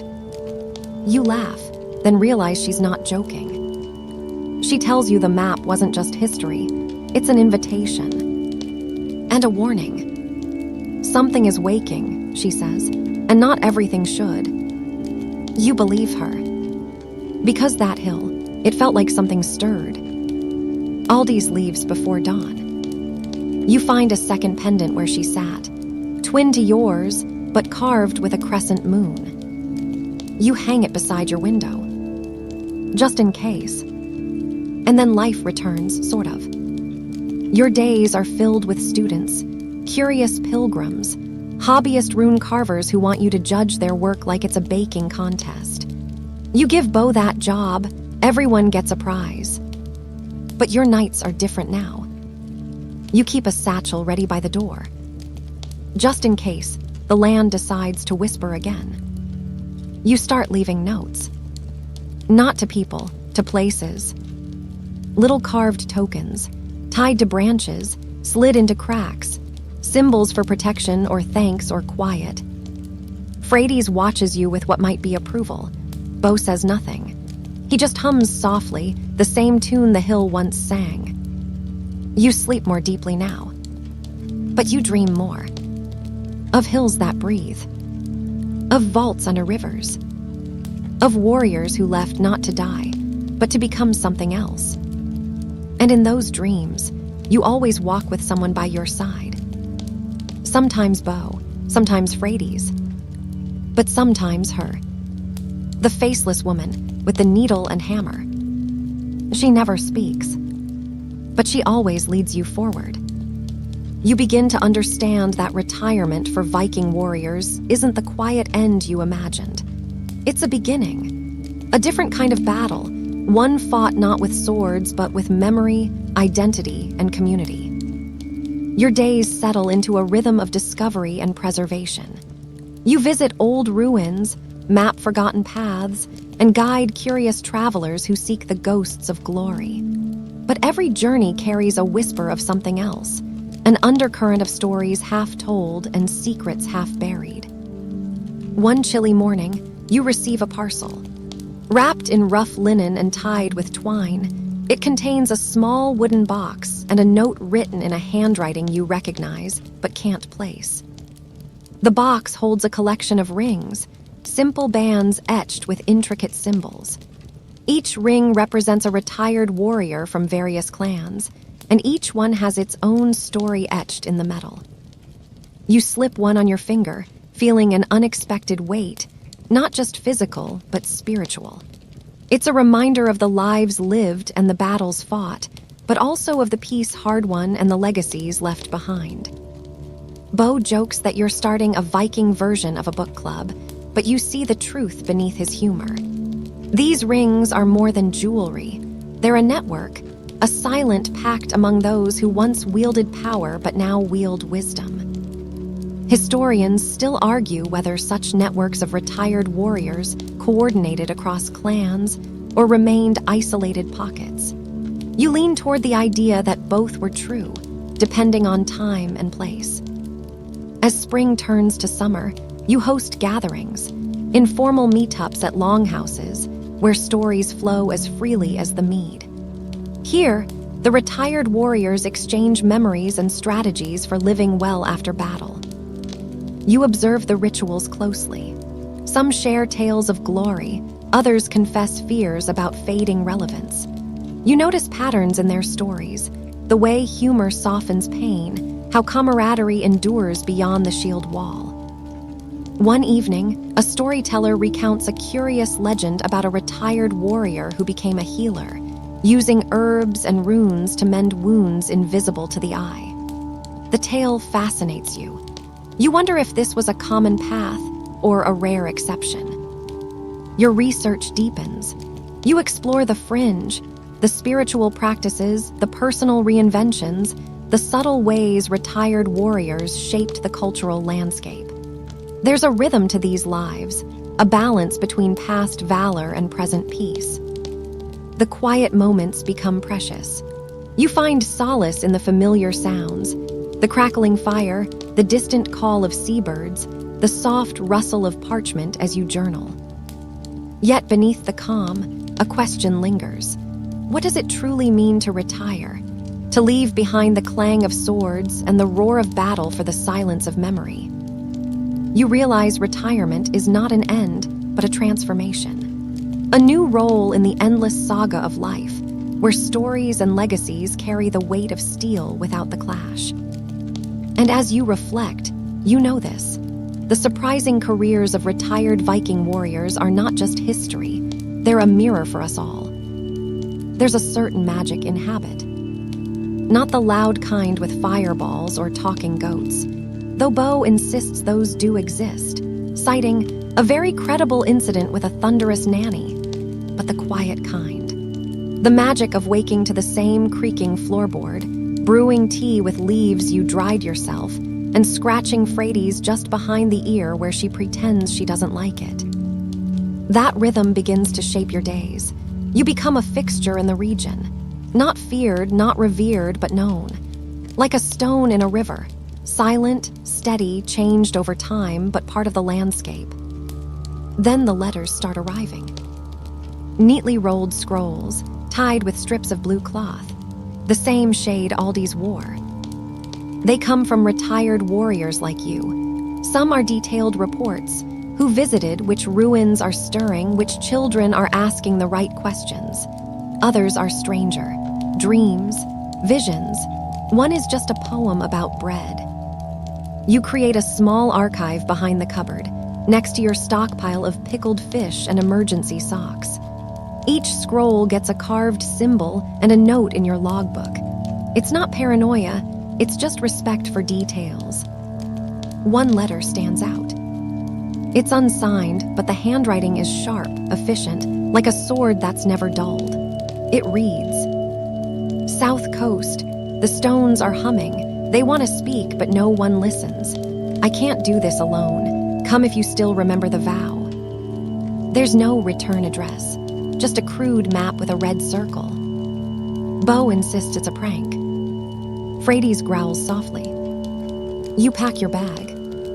The journey takes 3 days on foot, not because of distance, but because every village along the way insists you stay for just one night, which turns into back-to-back storytelling marathons and at least one accidental wedding. Finally, you reach the coast. The air is different here, thicker.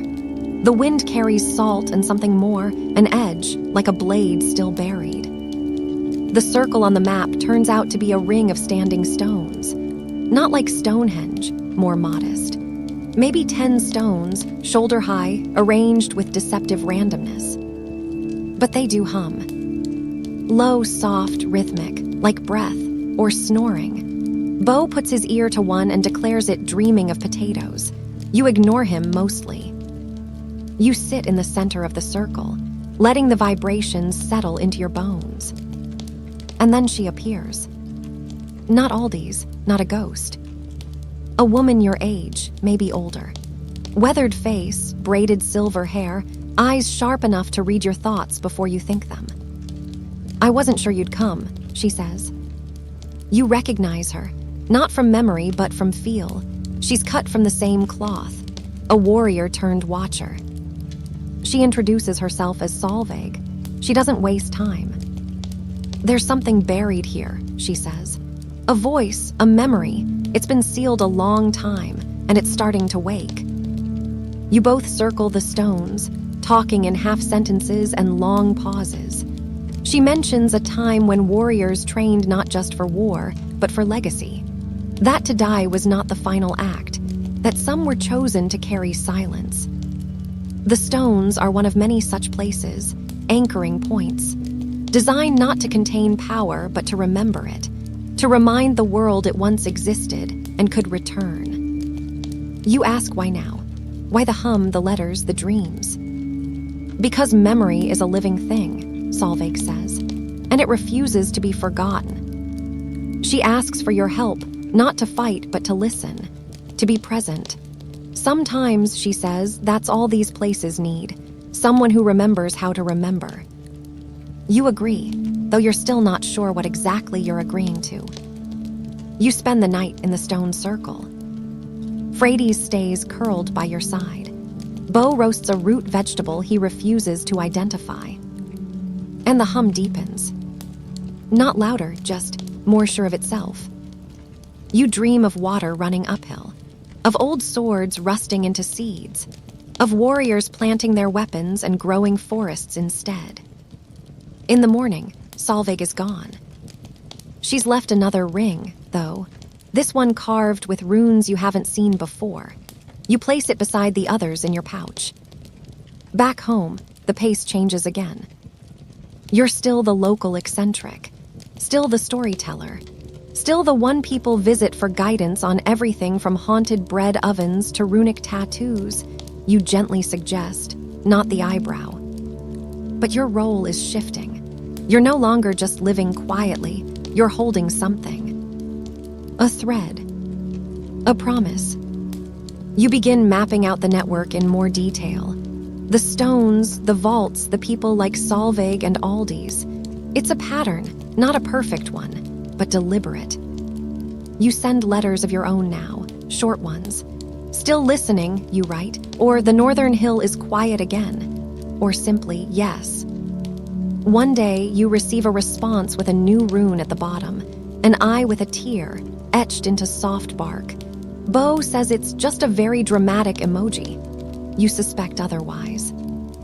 Historians still argue whether Viking spirituality was more about gods or land spirits, about epic sagas or small rituals.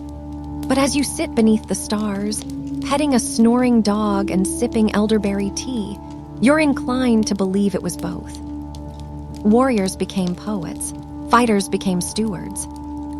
And in the quiet between battles, they built something strange and lasting, a memory that chooses to whisper rather than shout. You don't know how many are left, how many like you, but you know this. The network breathes, and it remembers. So you keep walking, listening, planting tokens in hidden places, teaching the young how to hold silence and speak truth. Not with swords, but with stories. Because sometimes, that's how the war is won. You wake one morning with a pebble in your boot and a scroll tucked into the doorframe. No seal, no name. Just a single word burned into the rough bark wrapper. Sundal. You haven't heard that name in years. It was once a thriving mountain village, nestled between cliffs like a child in a cradle, known for its hives of golden honey and a long-forgotten festival involving goats, fish stew, and competitive sneezing. You'd visited once during your younger days, swore never to return after a local bard insisted on accompanying you for 3 days, composing a saga about your left elbow. Still, something tugs at you, not nostalgia, duty. You pack lightly. Bo grumbles but comes. Frades hops into your pack without asking. The trail is slow and uneven, as if the earth itself has aged. Snow clings stubbornly to shaded gullies, and moss-covered stones loom like silent judges. Along the way, you pass an old tree, carved with hundreds of initials and one very small poem about pickles. Some things never change. When you finally crest the ridge and spot Sundal, it's not quite gone, but not quite whole either. Roofs sag. Smoke rises from only one chimney. The once bustling square is now a patchwork of weeds and broken benches. You're greeted by a boy, maybe 12, wearing a tunic too big and suspicion too heavy. "You the one they sent?" he asks. You pause, probably. He nods once and gestures for you to follow. Inside the last standing longhouse, you meet his grandmother, a wiry woman named Asa with eyes like frost and hands like bark. She remembers you. She remembers everything. "They've been waking," she says, not wasting time. "The stones, the dreams, My brother saw fire walk through the woods last winter, and the goats stopped sneezing. Bo gasps. You spend the next day exploring the village ruins with Asa. She shows you a crumbling watchtower and a broken shrine built around a black stone etched with unknown runes. It hums, she says, only in the mornings, like it's tuning itself. You place your hand on the stone. It's cold, smooth, unyielding, and yet something beneath its surface stirs. A memory, a signal, it's hard to say. Asa speaks of old rituals, how warriors once returned here after battle to offer bloodless oaths. Not to gods, but to themselves. Promises of restraint, of watching, of quiet service. Most didn't keep them, she adds with a thin smile. But the stones remember who tried. You camp outside that night, the black stone behind you, the village before. Bo insists the goats are watching you, judging silently. You're not so sure he's wrong. That night, you dream again. Not of war, but of waiting. A young warrior stands in the snow, alone, watching over a mountain pass. Behind him, a line of children carve circles into bark. Ahead, nothing but wind and time. When you wake, the stone is warm. You gather with the few villagers left. You speak of networks, of memories hidden in plain sight, of rings and scrolls and standing stones. Asa listens, then opens a chest beneath the hearth.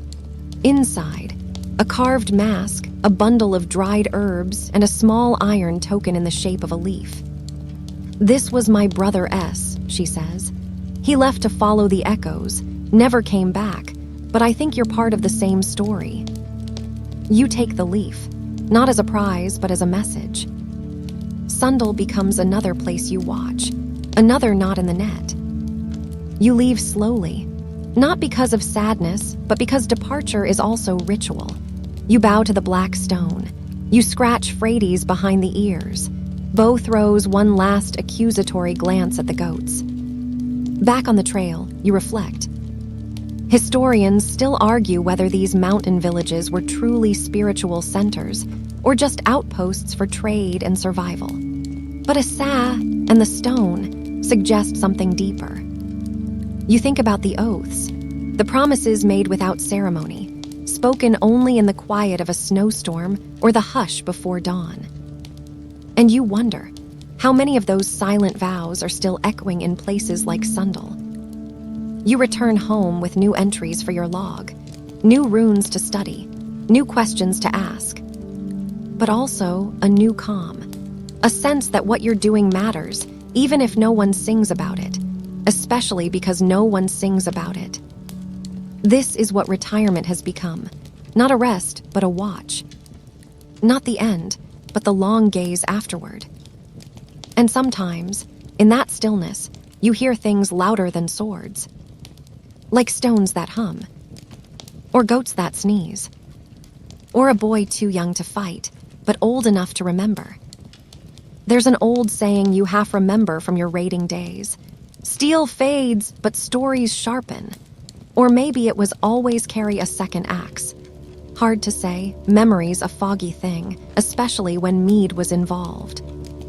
Still, you're beginning to believe the first version. Because lately, it's not blades or banners that move the world, it's tales. Whispers. Quiet, deliberate retellings of strange truths passed from calloused mouth to curious ear. And now those ears are getting younger. It starts with a knock. Not a polite knock. A knock like someone trying to hammer sense into a log. You open the door to find two teenage boys, one lean and nervous, the other built like a boulder with a mullet. They carry mismatched swords, dented shields, and more bravado than judgment. We heard you were starting a school, the lean one says. You blink. I was. The bolder named Fenrir nods eagerly. My uncle said you trained with gods, or fought one, or were one. Bo snorts. He's the god of burnt soup. Frades, ever the diplomat, curls her lip just slightly and returns to her nap. The boys stay, and then others arrive. A girl from the coast with a bow taller than she is. A boy from the marshes who's memorized every rune but refuses to wear shoes. A pair of twins who speak only in riddles and may or may not be related to you. And just like that, your retirement turns into a reluctant mentorship. You don't teach them to kill. That's not what this is. You teach them how to listen, how to read the land, how to carve a rune with respect, not just flair, how to patch a roof, bake a healing cake, and identify a cursed chicken from a grumpy one. You speak of the network, but carefully. They don't need the whole tapestry yet, just a thread or two to follow. One afternoon, while teaching them how to make cold tea without insulting the herbs, a traveler arrives. Pale robe, wide eyes, hands that tremble like pages in wind. He doesn't speak much, just lays down a scroll and vanishes down the path before you can ask his name. The scroll is long, rambling, and terrifying. It describes a place to the east, a former burial site for high-ranking warriors turned quiet meadow, now apparently not so quiet. The dead walk at dusk, it says, not cruelly, not blindly, but as if they've forgotten they're supposed to lie down. You sigh, not again. You tell the students you're going on a walk. Fenrir insists on coming. The marsh boy tags along barefoot. Frades, of course, rides your pack like a princess on tour. Bo stays home to guard the pickles. The journey takes 2 days. The meadow is worse than you feared. It looks beautiful. That's the problem. Tall golden grass sways in perfect rhythm. Birds sing cheerfully. There's a low stone wall marking the edges of the burial field. And walking among the graves are translucent figures, shimmering, silent, moving with careful purpose. They're not lost, they're just confused. One stops and looks at you. He wears the emblem of a long-disbanded clan, one you once fought beside centuries ago. He raises a hand, then lowers it, as if trying to remember what it was for. Your students freeze. Fenrir whispers, "Are they ghosts?" You kneel, whisper back, "No, just old echoes, too loud to fade." You spend the night in the meadow, not guarding, just observing. The figures don't attack, don't speak, don't seem to see you clearly, but every night at dusk they rise, and every dawn they vanish. The marsh boy finds a stone with unfamiliar runes buried in the tall grass. You recognize none of them. But one shape, spiral around a vertical line, matches a carving you saw once, in a cave behind a waterfall during a drunken mission to recover a cursed ladle. You mutter, "We sealed something here, or tried to." You perform a small ritual. Not flashy, just intent. You place the stone in the center of the field, surround it with herbs and salt, and recite a passage from an old poem your mother once sang about stubborn ancestors and the price of unfinished farewells. The spirits seem to slow, flicker.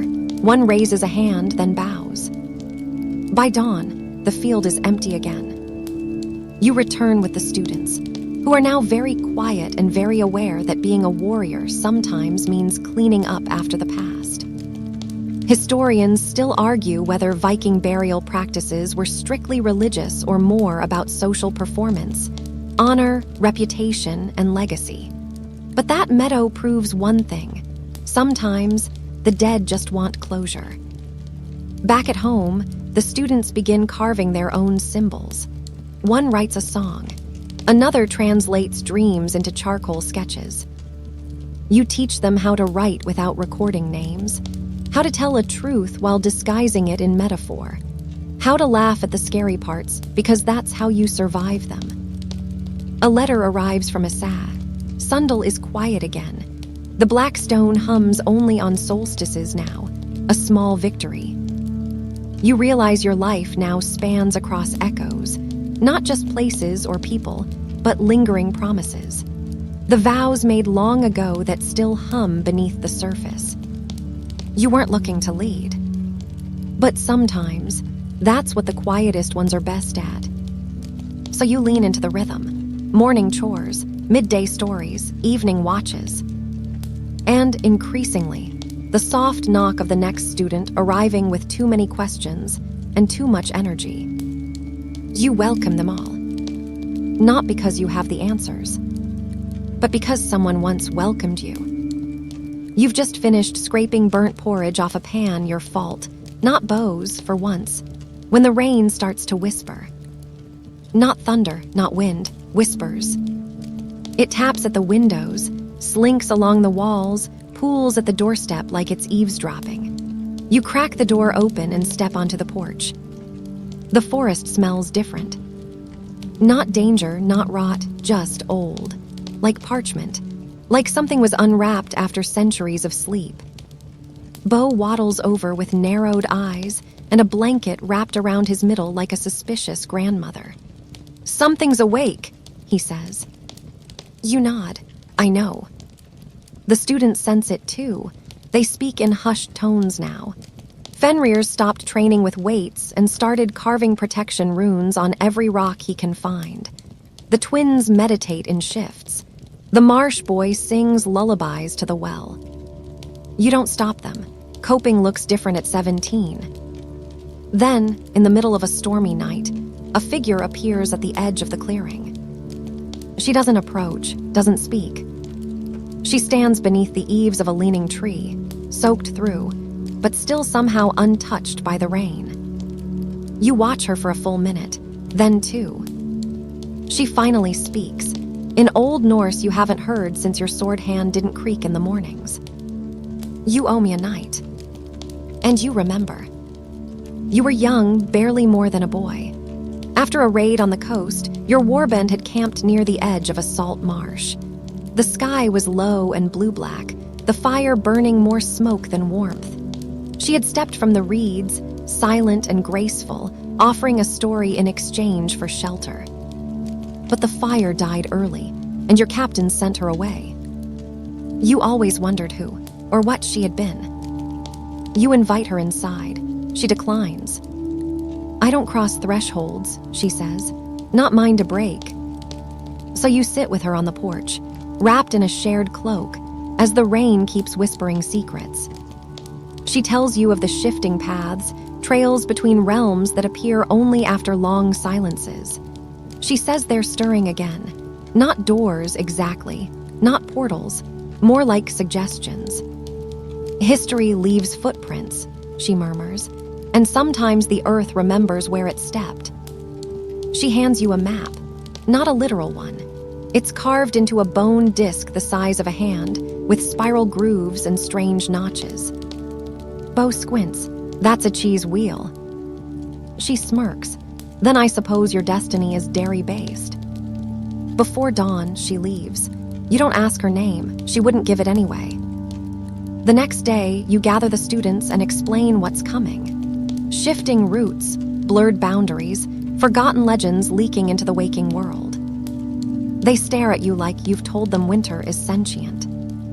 Which, to be fair, it probably is. You begin training them differently now. Not just combat and survival, but navigation through memory, through metaphor, through places that only appear to those who know what's been lost. Frades leads many of the exercises, especially the ones involving instinct. She's uncannily good at identifying which rock is a lie. Historians still argue whether Vikings believed in parallel worlds or simply dreamt vivid metaphors for the afterlife. But you've seen too much to keep pretending it's all just superstition. The bone disc leads you north, past familiar hills and unfamiliar hollows. Past a grove where every tree leans to the left. Past a pond that freezes only at night, even in summer. Finally, you find it. A longhouse swallowed by ivy. Roof collapsed. Carvings eroded into anonymity. But inside, in a chest beneath the hearth, are relics. Not gold, not weapons. Letters. Hundreds of them. Some written on bark, others on fish skin. Some in runes, others in looping scribbles that mimic human hands but never quite land. They're addressed to names you know. Old captains, retired queens, friends you buried, and one addressed to you. You open it. The ink is faded but legible. You would never sit still, would you? Always watching, always remembering. If you're reading this, the circles are stirring again. The oaths are waking. And someone has to hold the line. I never thought it would be you, but I'm glad it is. You don't cry, but you don't speak for a long time. You copy the disc's pattern into your log. You teach the students how to listen to a place, really listen. Not just with ears, but with presence, with memory. That night, the rain whispers again. But this time, it sounds less like secrets, more like thanks. You realize you're not guarding against disaster. You're tending something. A network, a memory, a garden of almost forgotten promises. Somewhere across the land, others are doing the same. Some you know, some you'll never meet. But you all hum the same silent song. You dream of rope. Not just any rope, thick, old, braided with things that don't belong in rope. Hair, bark, bits of metal, symbols you don't recognize. It stretches across a dark plain, vanishing into fog at both ends. You follow it. You wake with Frades curled up under your beard, and Bo watching you like he knows, something he hasn't figured out how to say. Dream walking again, he asks. You nod. I think the network's shifting. He grunts. So, let it shift. Maybe it'll twist itself into a pretzel and take a nap. You wish it were that simple. The next morning, you gather the students and explain what a worm line is, or what you think it is. Not every rune carver agrees on the details. Some call it a songline, paths of myth and memory buried under the land. Others believe they're pieces of Yggdrasil's roots that stretch through forgotten time. Either way, they connect places that were once important, sometimes still are. Sometimes dangerously so. And one of those lines, just uncoiled near your settlement. You can feel it in your bones. You decide to follow it, not out of heroism, but because curiosity is harder to ignore than fear when you've survived as much as you have. You pack light, herbs, tools, a few charms, and a roll of bread you didn't ask questions about. Frades insists on coming. Bo says he's too creaky to hike, but will send angry thoughts in your direction if you die. Fair enough. 3 students join Fenrir, the marsh boy, and one of the Riddle twins. You forget which twin it is, but they both answer to hey. You begin the trek northeast, toward the line. It starts subtly. Birdsong stops. The wind moves in the wrong direction. The clouds above twist like they're faking shapes you might recognize. Then you reach a valley with no name. The grass is gold and gray. Stones arranged in strange spirals litter the floor. In the center, a tree that's dead but somehow growing. Its branches bloom bones. Human, animal, you're not sure which. Some glow faintly in the moonlight. You whisper, this isn't just a line, it's a knot. Knot sites are rare, where worm lines tangle into places too heavy with memory to cleanly unravel. This is where stories either grow wild or die completely. The students look pale. Fenrir mutters, my sword's heavier here. You agree, everything is. You explore the valley carefully. You don't touch the bones. Frades hisses at one and it whimpers. You find a cairn with a cracked lid. Inside is a scroll preserved in resin. You read aloud. To those who follow, this knot must not be pulled. What rests here has made peace with being forgotten. To remember it is to wake it. To wake it is to lose the day. The marsh boy looks at you. Should we leave? You want to say yes. But then you spot it, an old symbol etched beneath the warning. A network marker, one of yours from long ago. This wasn't just a forgotten sight. It was sealed, by your own hands in another life. You remember the ritual barely. A lock that required silence. A silence broken if spoken of. which means this valley has already been spoken of. You grit your teeth. We're not resealing it, we're rerouting the line. This isn't about burying secrets anymore. It's about reshaping the path memory walks. You find 3 stones, each carved with symbols of endings, thresholds, and sleep. You bury them at points forming a triangle around the tree. You ask the riddle twin to speak a verse. Any verse. They recite something about ducks and fate that you think is a metaphor. Frades circles the tree 3 times. She spits each time. It matters. You all stand back. The bones stop glowing. The wind shifts. The tree does not collapse, but it sighs. You feel it deep in your ribs, a long-held breath finally exhaled. You camp just outside the valley that night. No fire, just quiet watching. Historians still argue whether Viking oral traditions were history or poetry. But you know now, sometimes it's both, and sometimes it's more. In the morning, the knot is tighter, not gone, but calm. Back home, Bo's made stew, says it's emotionally complex. You take 2 bowls. The students sleep for a full day and wake a little older, not in body, but in how they carry themselves. You tell them the truth. There are more knots, more tangles. The network is wide and tired and stubbornly alive. But now, so are they. You mark the map, add a small braid of rope to your doorpost. The dream returns that night. Same rope, same fog. But this time, there's another figure walking beside you. You don't look at them. You don't need to. It's someone you lost, long ago, and they're humming your mother's lullaby. The braid on your doorpost is dripping. Not wet, dripping. Memory, meaning, something heavier than water, lighter than grief. You poke it. Bo smacks your hand. Don't prod mystical door ornaments before breakfast. Fair, you prod it after breakfast instead. Frades thinks it's a sign. The twins think it's a test. The marsh boy says it tastes like copper and regret. You remind him not to lick magical objects again. The truth arrives in the form of a raven.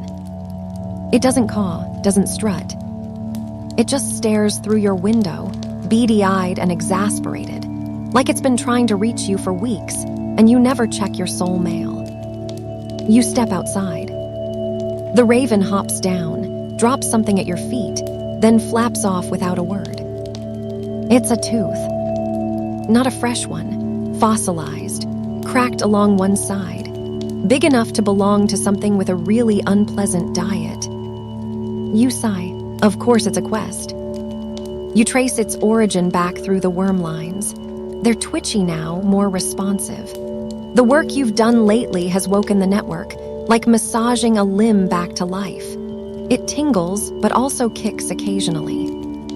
The lines draw you west, deep into the hills where the soil is chalky and screams stick longer to the air. You take only Fenrir this time. He's steady, doesn't ask questions unless the answer might be funny. The journey takes 3 days. Along the way, you pass landmarks from earlier years, an abandoned stone tower, a talking goat who insists you still owe her rent, you do, and a hot spring that bubbles with laughter. Literally. Finally, you arrive at a gorge that splits the land like a cracked bowl. The tooth begins to glow. There's something inside. You rappel down. Carefully, the walls here are painted. Not by humans, not really. The images are primitive but pulsing with something deeper. Shapes of beasts, coils, eyes that stare at you from behind pigment. Some are scratched out violently. At the bottom is a cave. In the cave is a tomb. Not a Viking one, older. Stone slabs arranged in a spiral, bones mixed with shards of antler, and something that looks suspiciously like meteorite. You find an inscription. I ate the last god that wandered here. I kept its name in my jaw. Come closer if you want to borrow it. You do not come closer. Fenrir mutters. You ever think about not investigating every horror you stumble on? You ignore him and begin the ritual of listening. It's not fancy, just sitting still, breathing, letting the place unfold its truth at its own pace. After about an hour, you understand. This isn't a tomb, it's a library. The tooth is a key. Each fang, tusk, or talon left in the network can remember certain stories, some true adjacent. This one holds the tale of a being that once ate myths, not maliciously, more like cleaning up leftovers. A divine recycler. It swallowed failing legends, eroded gods, forgotten creatures, digested their narratives, left only the strongest bones behind. But something changed. It started keeping the bones. And the bones started whispering. You leave the tooth in the tomb, whisper your own memory into the spiral, an offering, something real. The time you were 12 and failed your first raid because you cried when the sheep screamed. It's ugly. It's true. It earns you passage. You climb out lighter. On the way back, the raven returns. Drops a feather this time. Bo later turns it into a quill and writes a recipe for pocket pie with it. Delicious, possibly cursed. Back at the settlement, something's different. People move slower, not tired, intentional, thoughtful. The network is doing more than guiding. It's reflecting. You start teaching reflection. You tell the students that Vikings didn't just explore lands, they explored stories. They carried sagas like armor, like anchors. Not all tales were true, but all meant something. Historians still argue whether runestones were historical records or symbolic boasts. But you know some were maps of the heart, warning signs for those too proud to listen. You host a feast. Bo complains about the logistics. You ignore him and bribe him with pickled fish. The feast isn't for victory, it's for memory. Each student offers a story, one they've never told before. Some are silly. One involves a haunted spoon. One makes everyone cry. Frades simply growls and drops a lock of her own hair into the fire. It crackles blue. You end the night with your tale of the bone library. The thing that ate gods, not out of spite, but hunger. And how it learned to save parts it couldn't bear to forget. Someone asks what happens when too much is remembered. You pause. That's the real danger, isn't it? Not forgetting, but hoarding meaning, letting it rot, letting it poison what could grow. That night, the braid on your doorpost dries. Not gone, but settled. You dream of the rope again. This time, it's singing. And it's your voice. You start sleeping with your boots on again. Old habits, never a good sign. Not because you expect danger, though that's always a possibility in your line of semi-retirement, but because you feel something stirring underneath the settlement. Like the ground is trying to hum, and you're just waiting for the chorus to start. Frades has taken to sleeping upside down from the rafter, like some sort of shaggy squirrel. Bo says it's probably contagious. You tell him that's not how upside-downness works. You get a letter. A real one. Not from a raven, or a dream, or a steaming bowl of eel broth, but actual ink on cowhide parchment. It's from someone you haven't thought of in years. Haldor the Clever, former warrior, briefly a poet, mostly a nuisance, retired to a quiet fjord where he claimed to be inventing mythic puppetry, whatever that means. The letter is short. The ground here laughs in my sleep. I've begun burning effigies of myself, just in case. Come quickly, bring rope. You go. The fjord is, technically, serene. A lazy stretch of blue flanked by smug little cliffs. But as you approach, the silence thickens, like honey in your ears. The village is mostly abandoned. Not destroyed, just evacuated. You find Haldor in a cave beneath the old hill shrine. He's wearing a tunic made of moss and holding a puppet that looks like you, but with more impressive hair. I didn't know if you'd come, he says, blinking asymmetrically. You were always terrible at RSVPing. You ask him what's going on. He waves the puppet vaguely. The land's memory is fraying, so I tried to rethread it, but I might have used the wrong string. You take a look around. The cave is filled with carvings. Not runes, but dioramas. Little scenes frozen in wax, bone, and dirt. Moments from village life, births, feasts, arguments over goat ownership. All too precise, too preserved. You touch one, it breathes. You pull back. This isn't puppetry. This is narrative taxidermy. You sigh. Haldor, what did you do? He scratches his ear. I made stories stay. Isn't that what you do? No, you say gently. I let them move. That's the key, isn't it? Stories aren't meant to be pinned like bugs. They're rivers, veins, rope that must be wound and unwound, not knotted into stillness. The cave is too full, too stiff, too remembered. The land is choking on itself. You teach Haldor how to unwind. Together, you melt a scene, one depicting a long-forgotten wedding. The bride has no face, the groom no feet, but they're holding hands. You whisper to it, go. And it does. The wax runs, the bones dissolve, and for a moment the whole cave sighs. The next one is harder. A memory of loss. A child's toy buried with a dog. You nearly cry. So does Haldor. You melt it anyway. By nightfall, the cave is half empty. The silence has loosened.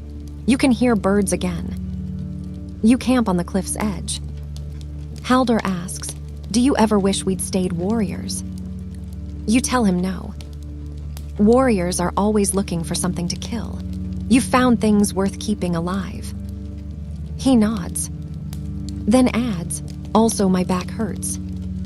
Historians still argue whether Norse memory practices were truly shamanic or just elaborate metaphors. You decide that maybe they were both. A metaphor doesn't make something less true. It just gives it room to breathe. You leave Haldor with instructions. One story released per week, no exceptions. Especially the puppet of you. That one must go first. As you return home, you notice something strange. The ground does seem different, softer, like it forgives you as you step. At the gate, Bo greets you with a single question. Do you smell bread? You do. But there's no oven. It's not baking. It's memory, again. One specific enough to trick the senses. You track the smell to the old well at the edge of the forest. Inside is a ring. Not magic. Just personal. Yours from a life you don't talk about. A vow once made. A promise left behind. You sit with it, not to reclaim it, but to acknowledge it. Some memories aren't for melting or sealing. Some are just meant to be held. Briefly. Frades curls up beside you. Bo tosses you a blanket. You sleep under the stars and dream of a bakery that never existed. Run by people you never met, in a town that might have burned centuries ago. But in the dream, they hand you a loaf, still warm. And you thank them by name. You wake to singing. Not birdsong, not Frades' occasional warble when she thinks no one's listening. No, this is deeper, older. You sit up, blanket sliding off your shoulders, and the tune fades immediately, like a curtain being yanked shut just as you reach the stage. Bo is already awake. He's holding a jug of water and squinting toward the tree line like it owes him money. Did you hear that? You ask. He nods. Yep, the forest just tried to serenade us. Again. Third time this week, you mutter. Fourth, Bo corrects. But who's counting? You are. You're counting everything now. The way people hesitate before walking on certain paths. The small piles of stones that keep appearing near doorways. The way no one talks about the shadows at noon. Something is stirring. Not evil exactly, just complicated. You trace the phenomenon back to an old grove. The kind of place that refuses to grow moss because it remembers what moss did in the war. You bring Fenrir and 3 of the students. You tell them it's a forest mapping expedition. One brings a cheese wheel. You respect that. The grove is symmetrical. Unnervingly so. Trees grow in perfect circles. Stones are stacked not randomly, but with clear spatial intent. The birds fly overhead in loops, never crossing through the middle. You step into the center, and everything stops. No wind, no buzzing, just stillness thick enough to spread on toast. The students panic. Fenrir yawns.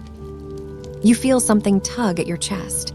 Not painful, more like a strong memory pulling itself upright and demanding attention. You remember a song. One you haven't thought of in decades. A lullaby, maybe, or a dirge. Hard to tell with Viking music, it all sounds like the end of something. You hum it. The grove reacts. The ground hums in return. A low tone, almost like it's tuning itself to your pitch. A nearby stone vibrates. Light spills through the branches in rhythmic pulses. You start walking in a slow circle, following the beat. The students stare. You motion them to join. 2 do, 1 faints. You consider that a partial success. Together, you complete the circuit. And the ground opens. Not dramatically, just a subtle shift, revealing a staircase that wasn't there before. You descend. It's not a tomb. It's a hall. Carved straight into the bedrock, lined with runes so old they barely cling to the walls. These aren't for reading, they're for feeling.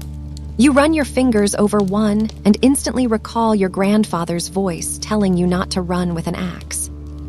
You find a room at the end. Inside is a large, round mirror, cracked, not reflective. But you see yourself in it anyway. Not your face, your choices. Moments, forks in your life path you barely remembered. You leaving home. You choosing not to kill that monk, even when he spat in your face. You weeping over a burning boat, hands full of ash. You telling Bo that he could stay, even though he just tried to rob you blind. It's disorienting, profound, a little rude. You turn away. The mirror flashes. You're not alone in the room. There's a woman there now, old, not ancient, just worn in like a good axe handle. She looks like someone who used to be a story. She speaks. You've been threading the rope, she says. You nod slowly. Good, now you must decide what to do with the end.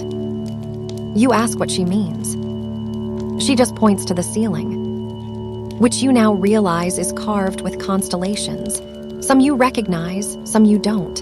One of them is moving. A snake slithering through the stars. It looks suspiciously like a timeline. You touch it. You see 1,000 possible futures. Some beautiful, some broken, some quiet. That last one appeals to you more than it should. The woman sighs. Most warriors crave an ending, but you crave a pause. She fades. You climb back up. The grove is different now. The symmetry has loosened. It breathes again. The students look dazed but unharmed. The one who fainted is now trying to befriend a squirrel. They seem to be making real progress.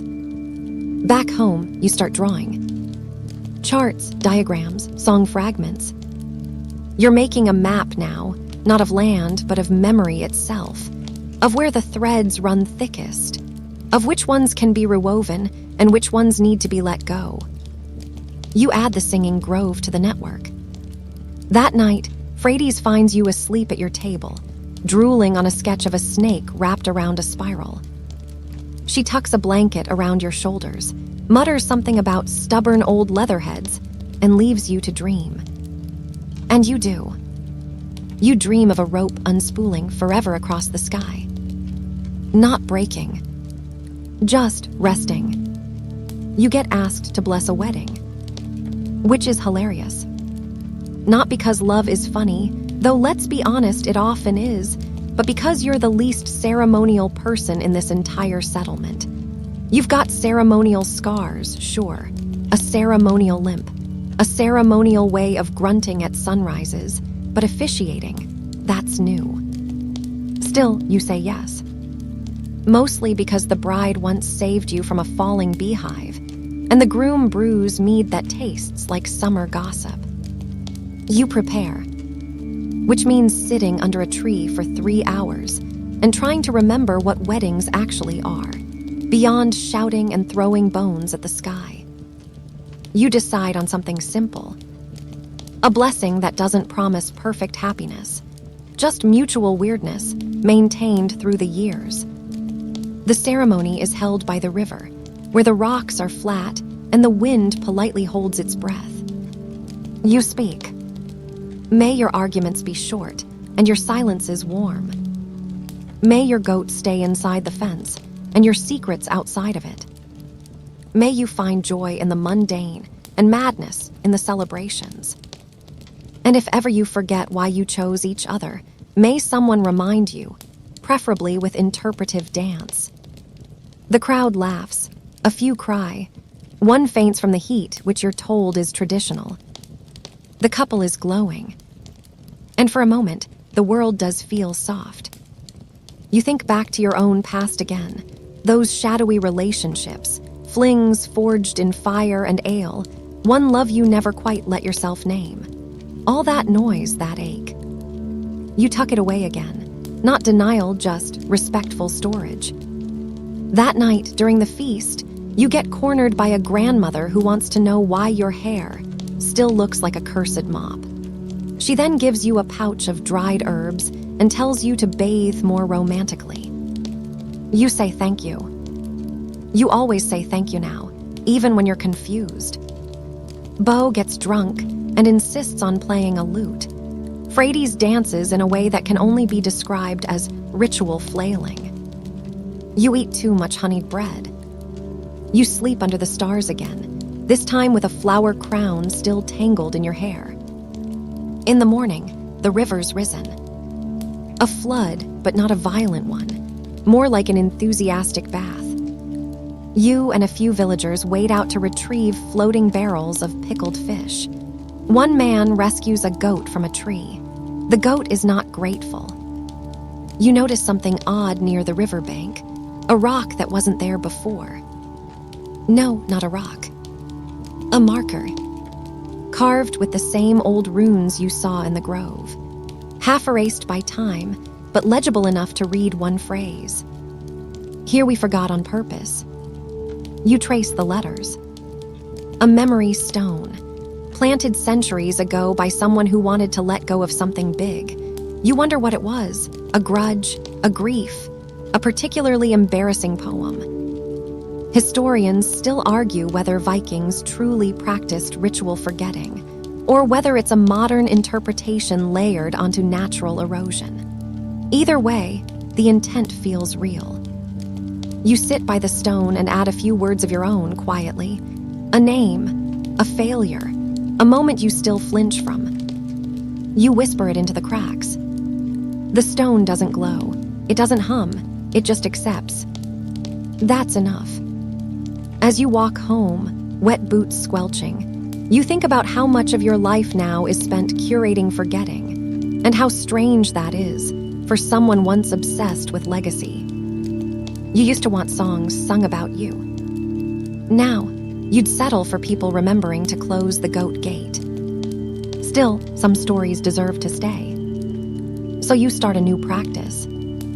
A monthly fire pit gathering, not for heroes, but for misfits, old warriors, broken mages, retired axe throwers with stories that never quite made it into the sagas. You call it the almost feats. The first night, Bo tells the story of the time he tried to pickpocket a bear. Frades describes wooing someone with a fish sculpture. You talk about a battle that didn't happen because everyone involved got distracted by a passing eclipse. Laughter flows. Tears do too, but in the way that feels good. The group agrees to meet again, next full moon. You end the night staring into the embers, humming that old lullaby again. This time, the ground doesn't hum back. It just listens, like an old friend. Like it's saying, "Okay, we'll remember this one." You've been ignoring the mountain. Not deliberately, not out of fear or superstition, just procrastination. It's always been there, looming in the background like an uninvited uncle at a family feast. You see it every day when you fetch water, when you chase off the foxes, when you look out your window and pretend not to be looking at it. But now the mountain is calling. Not metaphorically, literally. You hear it in the low moan of wind down the slopes, in the patterns the clouds carve overhead, in the way birds fly around it, never over. Even Fenrir's started growling at it, and Fenrir once tried to befriend a thunderstorm. You decide it's time.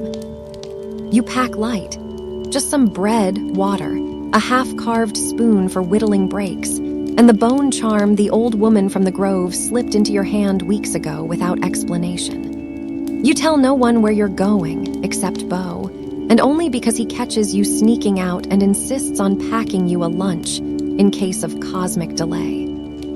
The climb is steep but not cruel. You take it slow. You're not the warrior who once raced a berserker up this trail and won by pretending to see a bear. You stop halfway to catch your breath. The view is obnoxiously pretty. Your lungs hate you, but your eyes forgive you. At the summit, the world goes silent.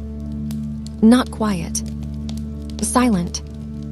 No wind, no buzz, no heartbeat even, or maybe yours just joins the rhythm of the rock. There's a cairn here, of course.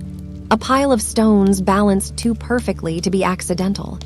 You approach, expecting inscriptions.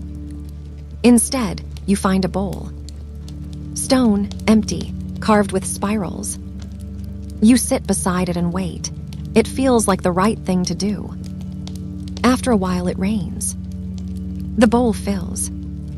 You look into the water and see a version of yourself that never left the battlefield. Armor rusted, beard longer, eyes sunken with choices that dragged instead of floated. You blink. Now you see a version that never fought at all. A farmer, calloused hands, laugh lines, no limp. You blink again. Now it's you as a child, staring up at this very mountain, wondering what lived at the top. A god, a dragon, a kindly rock collector. You blink one last time. Now it's just your reflection. Older, scarred, confused, content. Maybe. The bowl ripples. You hear the mountain speak. Not in words, in pressure, in sensation. Like your bones being asked a riddle they already know the answer to. Why do you carry so much? It seems to ask. You don't answer. You don't have to. Instead, you reach into your pouch and pull out the carved spoon. You place it gently into the bowl. A gift, a gesture. The water shimmers. And the cairn changes. Not visibly, not with sparks or shifting stones, but you feel it adjust, like a giant beast rolling over in its sleep. You get the sense that you've passed a test you didn't know was being administered. You begin your descent. Everything feels lighter. Halfway down, a young eagle follows you. You name it Sven before it veers off toward a thermal. Back in the village, no one asks where you've been. But Frades makes you tea, and Bo sets a stool out near the fire without comment. You sit. Fenrir lays his head in your lap.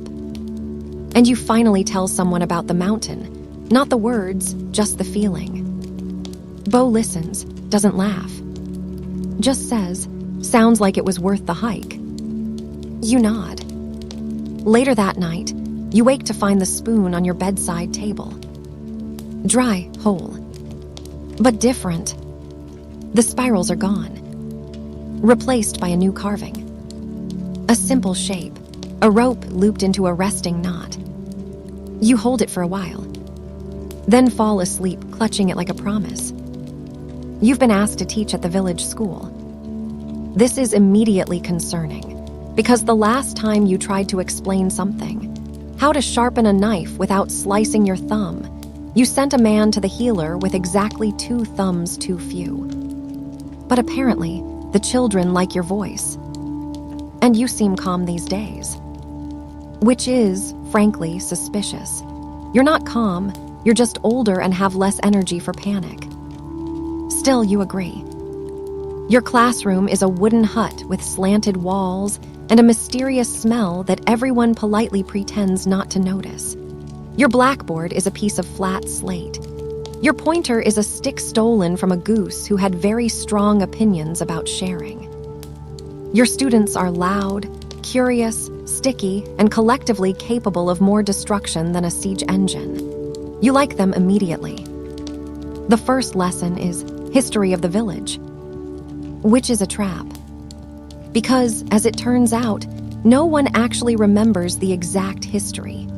Most of it was passed down by word of mouth, and the rest was probably made up during festivals after too much turnip ale. You do your best.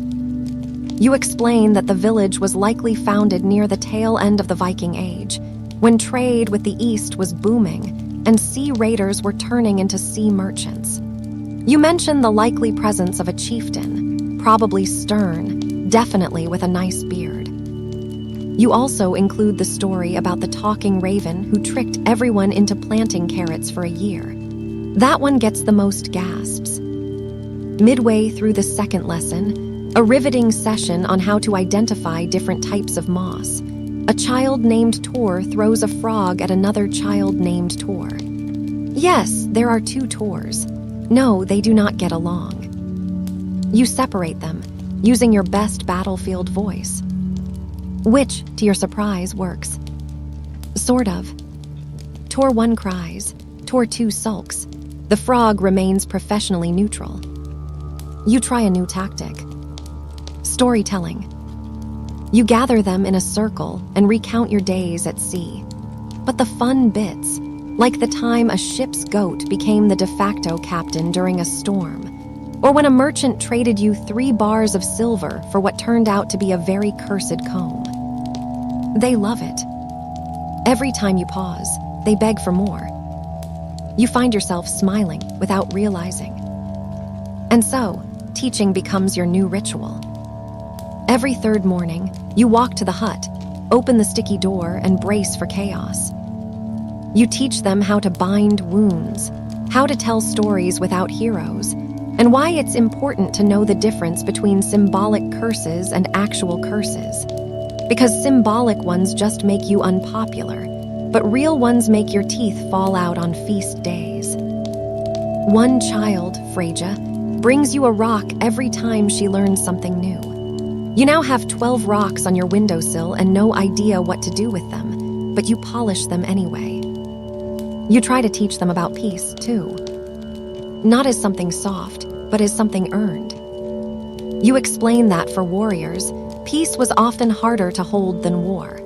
Because peace required change, forgiveness, boredom, and figuring out what to do with your hands. They ask if you ever miss it. You lie and say no. They nod like they understand. Somehow, maybe they do. One day, a traveling skald visits, a real performer with a harp and dramatic eyebrows. He offers to do a guest lesson, and you graciously agree. He tells an epic about a warrior named Red Thorgrim, who fought a kraken, married a moon priestess, and rode a whale into the underworld. Your students are entranced. But afterward, they corner you and ask, very seriously, if any of it was true. You sigh and say, well, some stories are true in other ways. Then you show them your spoon. Yes, the spoon. You pass it around and ask them what they think the carving means. One says, a snake that gave up. Another says, a hug in disguise. Freja just shrugs and says, it's a knot. Knots are useful. You think about that all day. That night, you sit by the fire and carve a second spoon, this one for the schoolhouse. You engrave it with a fish, just a fish. No symbolism, no mystery. The next day, you place it on the teacher's shelf, between a jar of acorns and a half-eaten apple. The kids find it immediately. One says, "That fish looks smug." Another insists it's definitely magic. You let them believe what they want. Because that's what stories do. They give people a little extra space inside reality. Later, you catch Tour 1 helping Tour 2 with a puzzle box. Progress. You're tired, always tired, but a good kind of tired. Like after chopping wood. Like after a life well fought. You lie in bed that night, the noise of the day echoing gently behind your eyes. You think about the children, the laughter, the frog. You think, maybe this is the real afterlife. A school full of chaos, stories, and misused amphibians. And you think, you wouldn't mind staying here forever. It begins with a noise in the well. A thunk, then a splash, then silence. You don't investigate right away. Wells have their own mysterious laws, and frankly, you've learned not to pick fights with things that live in holes. But 3 days later, the village's water comes up cloudy, milky, like it's been steeped in secrets. You're dispatched, by unanimous vote of everyone pretending to be busy when the decision was made. The well is ancient, older than the village, older than the gods, according to the local drunk, whose memory is questionable at best and mythologically accurate at worst. You lean over the stone rim. The rope creaks. It's deep. Bottomless, they used to say, but you know better. You've been to the bottom, once. You climb down with the slow resignation of someone too old for this, and too curious to stop. About 20 feet down, you find the problem. A carved idol wedged between the stones. It's familiar. Too familiar. A face you saw once, long ago, on a raid to the east. A Slavic forest deity, half forgotten, all teeth and blessings given in blood. What's that doing here? You poke it, nothing happens, you try to lift it, it won't budge. You mutter a half prayer to no one in particular and tap the idol with your spoon. Yes, you brought it, always bring the spoon. The idol trembles, then shifts, then falls deeper into the well with a splash. And the water clears. Just like that. You climb out and dust yourself off. That night, you dream of roots. Tangled, thick, alive. You wake with moss under your fingernails. You say nothing. But the dreams continue. Each night, a new version of the well, filled with mirrors or fire or stars that blink and whisper in old languages. You ask Bo if he's been dreaming weird. He says yes, but his dreams mostly involve dancing eggs and a talking goat named Captain Sven. So, probably unrelated. You decide to dig into it. Figuratively. You visit the old grove and find the woman who gave you the bone charm. She's making tea out of mushrooms that may or may not be legal. You ask about the idol. She nods slowly and says, "Ah, yes, that's Veals. Sometimes shows up when someone's too good at pretending to be peaceful." You raise an eyebrow. She explains. Veals, god of mischief, chaos, trade, transformation. Likes hiding in wells, likes stirring the pot. "Maybe," she says, "he thinks you're bored." You assure her you're very much not bored. She smiles like someone who knows better. You leave with a second charm, this one shaped like a snail, and a warning. Don't offer him anything unless you really mean it. Back at the well, you stare into the water and murmur, "I'm not here to make deals." The surface ripples.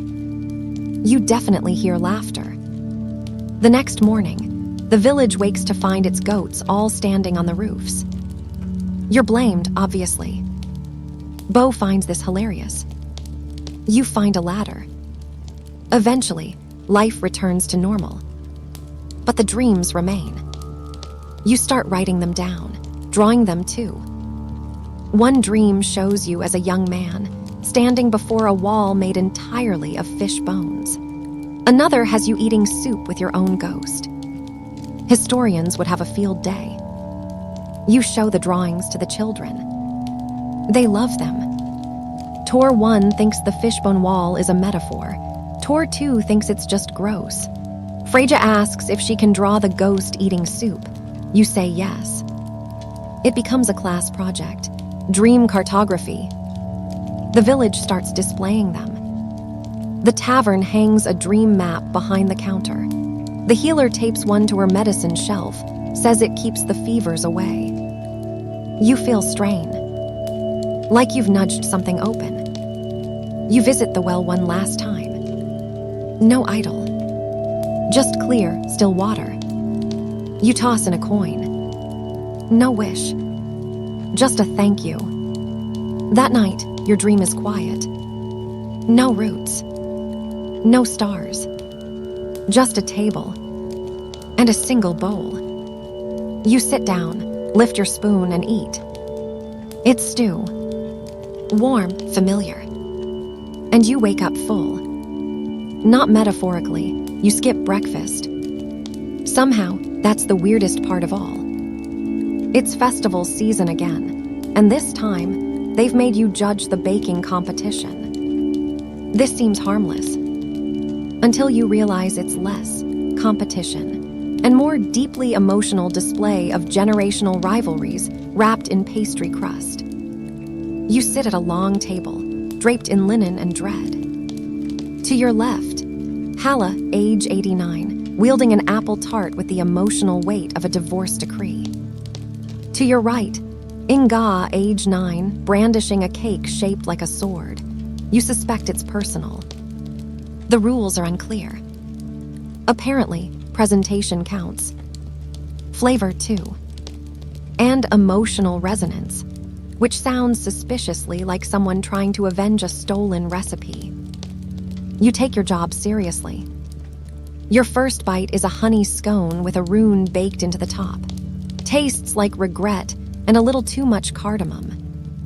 Next is a lavender muffin that makes you briefly believe in time travel. Then there's a pie, so dense it could be used to patch a ship. You eat anyway. You are, after all, a warrior of the old days. This is just a different kind of battle. By the fifth entry, your vision blurs slightly. Not from poison, just excessive butter. Halfway through, someone presents a dish called Salt Saga, which turns out to be boiled fish wrapped in dough, seasoned with what can only be described as a prank. You smile, nod respectfully, and immediately pass it to Bo, who's watching from the crowd and clearly regrets making eye contact. Then it happens. A cake carved to look like a longship, with oars made of cinnamon sticks and tiny icing shields. You stare at it for a full minute. It's beautiful. Too beautiful. You cut into it gently, almost apologetically. The sponge is perfect. The jam is tart.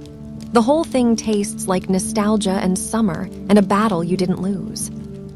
You give it the blue ribbon. Inga squeals and hugs your leg. Hala mutters something about kids these days and storms off, but you catch her later sneaking seconds. That night, you sit by the fire with a stomach full of sugar and an unexpected warmth in your chest. You think about how many kinds of strength there are. Holding a shield is one. Letting go of old rivalries, that's another. The next day, you wake to find your porch covered in baked goods. A thank you gift, apparently. You do what any sensible person would. You eat half and donate the rest to the children. They build a fort out of bread loaves. Call it Crumpella. Declare war on a family of crows. You supervise from the bench. By noon, the crows win. It's a whole thing. As the week unfolds, you notice the festival is less about spectacle this year and more about sharing. Even the serious craftspeople seem softer, more willing to teach. A blacksmith invites teenagers to try their hand at engraving. A weaver sets up looms in the square for anyone to try. You remember how rare this was when you were young. Back then, knowledge was hoarded, traditions locked behind status. You had to earn every scrap of wisdom, often through pain. Now they give it freely. And somehow, you realize that's the point of surviving. Not just to live, but to pass something better forward.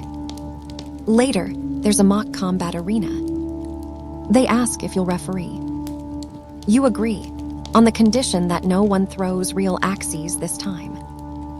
Bo loses to a teenager who fights with a broomstick and overwhelming confidence. You clap the loudest. Evening settles with soft music and slower feet. A traveling bard strums a harp. Someone sings a lullaby in a language you don't recognize, but your bones do. And you just exist. No weapons. No duties. Just an old warrior with a lap full of crumbs and a heart still stubbornly beating. As the final lanterns float skyward, you think of the people you've lost. The ones who never made it to this strange, peaceful afterland. You imagine them watching, snorting at your outfit, cheering for Nga's cake, rolling their eyes when you cry over bread. You smile through the tears. You whisper a thank you, soft as sugar melting on your tongue. And you watch the sky until the last light disappears. There's a smell in the air. A sharp, briny scent that pulls you from your sleep like a hook behind your sternum. Salt and smoke, seaweed, kelp, old storms. You shuffle outside, blanket over your shoulders, and there it is. The ocean. In your field. Not the ocean, of course, but something close. An inland tide pooling where your cabbages used to be. Waves lap gently at your fence. A gull circles overhead, confused and deeply judgmental. You rub your eyes. Bo is already there, scratching his head. Weird, he says, as if that covers it. You both poke the water. It's cold, real salty, and deep. The children arrive. They bring boats, miniature longships from the last art project. Tor 2 names his the Garlic Terror. They begin a regatta. You say nothing. Mostly because you don't want to ruin it. By afternoon, the tide hasn't gone out. In fact, it's expanded, swallowing half the garden and creeping toward the old goat pen. The goats, naturally, are thrilled. Bo installs a fishing chair and claims the first dock, made from a suspiciously borrowed table. He catches a mackerel before sunset. You cook it with herbs from your window box. Tastes like home, and maybe hallucination. That night, you dream of whales. Massive, ink-black, slow-eyed beasts drifting beneath your cottage like the world's saddest parade. You wake with sea foam in your boots. Again, you say nothing. Instead, you adapt. You build a small pier out of driftwood and resolve not to question the logistics of driftwood showing up this far inland. You teach the village children how to row. They teach you how to splash with intent. Bo sells clam chowder out of a canoe. You develop a tan. At some point, a historian from the city visits. He's heard rumors of an anomalous brackish formation in a previously landlocked village and insists on a study. He brings equipment. He leaves with sunburn, a fishbone lodged in his sandal, and the vague feeling that something sacred happened here. You hope he tells no one. There's a growing consensus that this, whatever this is, might be a gift, or maybe a glitch in the world's fabric. A quiet, oceanic punctuation mark in the long story of retired Vikings pretending to be farmers. Either way, it gives people purpose. Fishermen reemerge, young ones eager and clumsy, old ones cautious and certain. You build nets, you remember knots. Somewhere in all this, you find a strange joy. It's not that you've gone back to the sea. It's that the sea came to you. Like it remembered something unfinished. One day, while checking the net traps, you find a bottle. sealed with wax. Inside, a letter, written in spidery old runes, your old warband's cipher. You sit down, open it carefully. It reads, "Still rowing, stars above, monsters below, save a seat by the fire."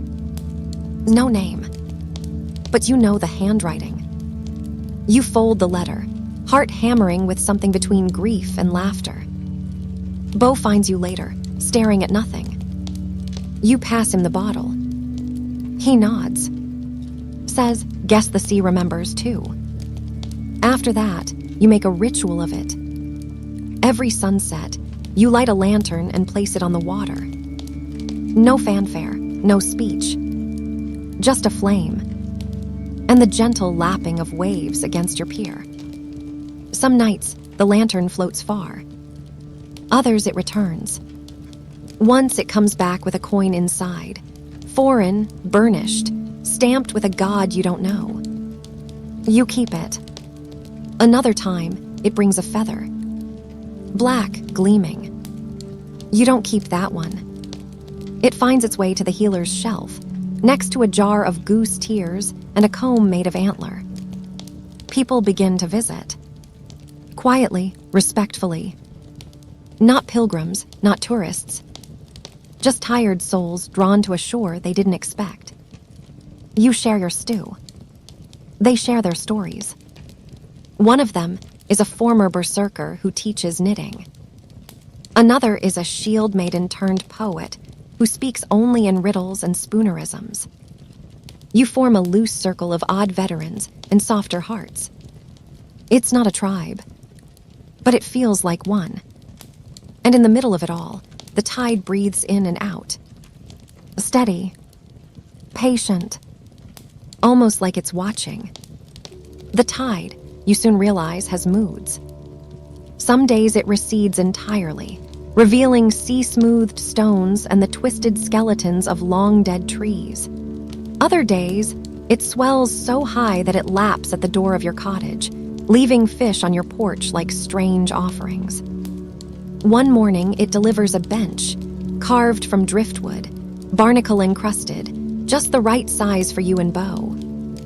Neither of you ask where it came from. You just sit and stare and drink seaweed tea that Bo insists is medicinal, though it mostly tastes like old socks and guilt. The sea has changed people.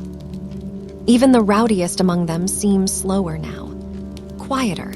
You catch them staring at the water, muttering things they won't remember, hearing echoes that might be dreams or memories, or the sea whispering bedtime stories in a tongue it forgot to translate. You suspect this might be the afterlife. Not the thundercrack, feasting hall sort you were promised, but this strange little coastal village tucked into a forgotten fold of time, where boats outnumber swords, and the only thing you conquer is your own loneliness. Historians would be very confused. Then again, historians are very confused. A new one arrives, younger, wears glasses and says things like liminal space and resonant topography. She takes readings, interviews goats. She asks if you've seen nonlinear oceanic displacement phenomena. You tell her you once saw a herring slap a man into a religious awakening. She writes that down. Later, you catch her crying behind your tool shed. You offer her a fish pie. She cries harder. "I thought history was about facts," she says. You pat her shoulder. "History," you say, "is about people pretending they know what happened." She stays 3 days. Leaves behind a notebook and a jar of pickled eels. You keep the notebook, burn the eels. The notebook is full of questions she never asked out loud. Why now? Why here? What did they trade to get this piece of the ocean? You wonder too. But questions are like sand. Try to hold them too tight, and they disappear. So you let them settle. One morning, the tide brings a chair.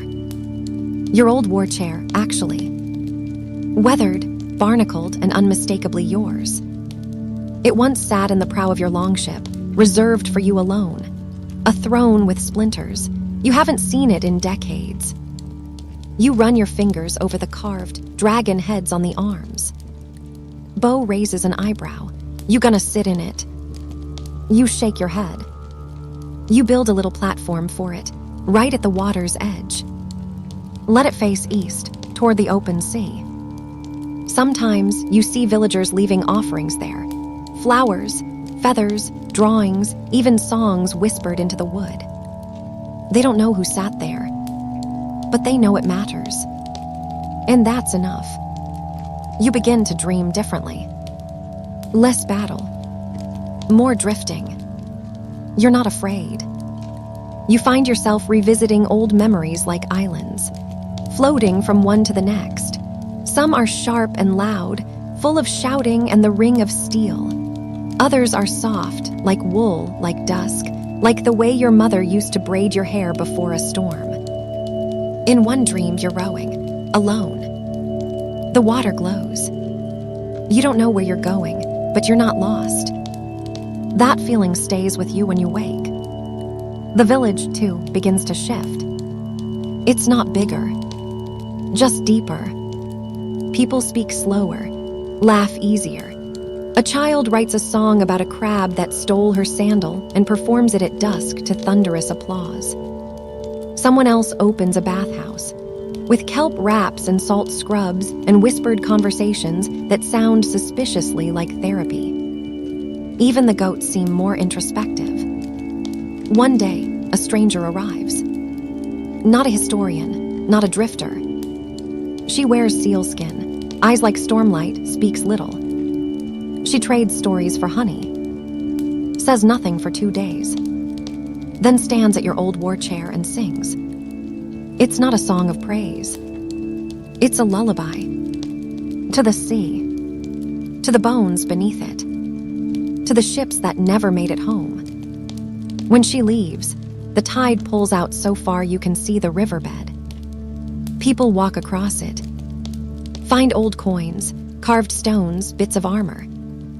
You find your name, etched into a plank from your first boat. Bo finds a fish with a sword hilt stuck in its side. They argue about keeping it. The fish wins. The mood shifts again. Not darker, just quieter. You sense something approaching. Not death, not quite, but an ending, or a return. You spend more time at the water's edge. Bo joins you sometimes not. You don't talk much. You don't need to. The sea does the talking now, and you're learning to listen. It starts with the birds. First, fewer gulls, then the crows disappear. Finally, the herons, those solemn, stick-legged judges of the shallows, are simply gone. The tide still comes, still goes, but it feels expectant, as if it's waiting for something or someone. You wake up earlier these days. Sit at the edge of the pier with tea so weak it's basically warm regret in a cup. You dip your feet in the brine. It's cold as ever, but familiar. Like an old scar you stopped hiding from yourself. One morning, a boat arrives. No one sees it come in. It's just there, floating near your bench, tied by a strand of seaweed, which, frankly, you don't question anymore. The boat is empty, but it is. At the bottom, tucked beneath a cloth, lies a bundle, oars, a cloak, and your old helmet. Still dented from that siege at the monastery, the one with the bees. You remember, we don't talk about it. Bo comes by, blinking at the craft.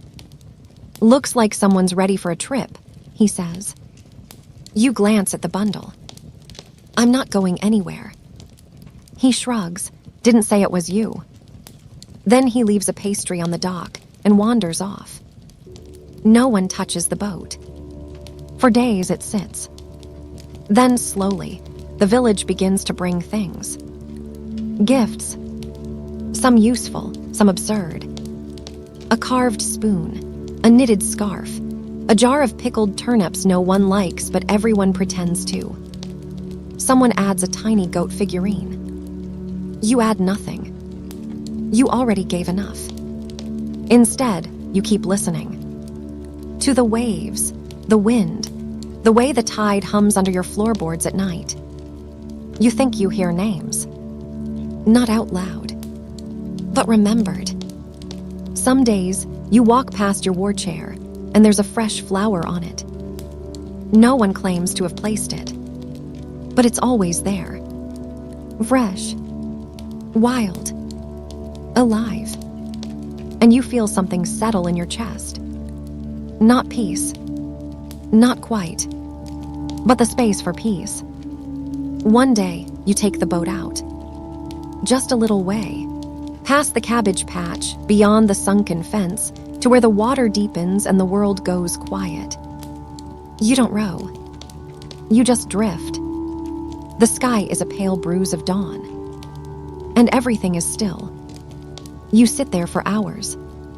Watch the clouds. Talk to no one. And remember. You remember all of it. The fear. The laughter. The weight of a sword in your hand. The warmth of a child's drawing pressed into your palm. The sound of Bo snoring into a cheese wheel. And then the water shifts, like a breath held too long. And something in you says, it's time. You don't rush. Just row back slowly, like leaving a dream you want to remember. Back at shore, the village is waiting. Not watching. Just being there. Bo nods. Says, tide's high today. You nod back. Don't need to say anything. That night, there's a feast. Not for you. Just a feast. Someone makes stew. Someone else juggles goats badly. Someone plays a bone flute they claim is traditional, though it suspiciously plays boogie with the Vikings. You laugh. You cry. And then you sleep. And in the morning, the boat is gone. The tide is low. Your war chair faces the sea, now draped in the knitted scarf. And a fish has left you a seashell on your doorstep. You pick it up.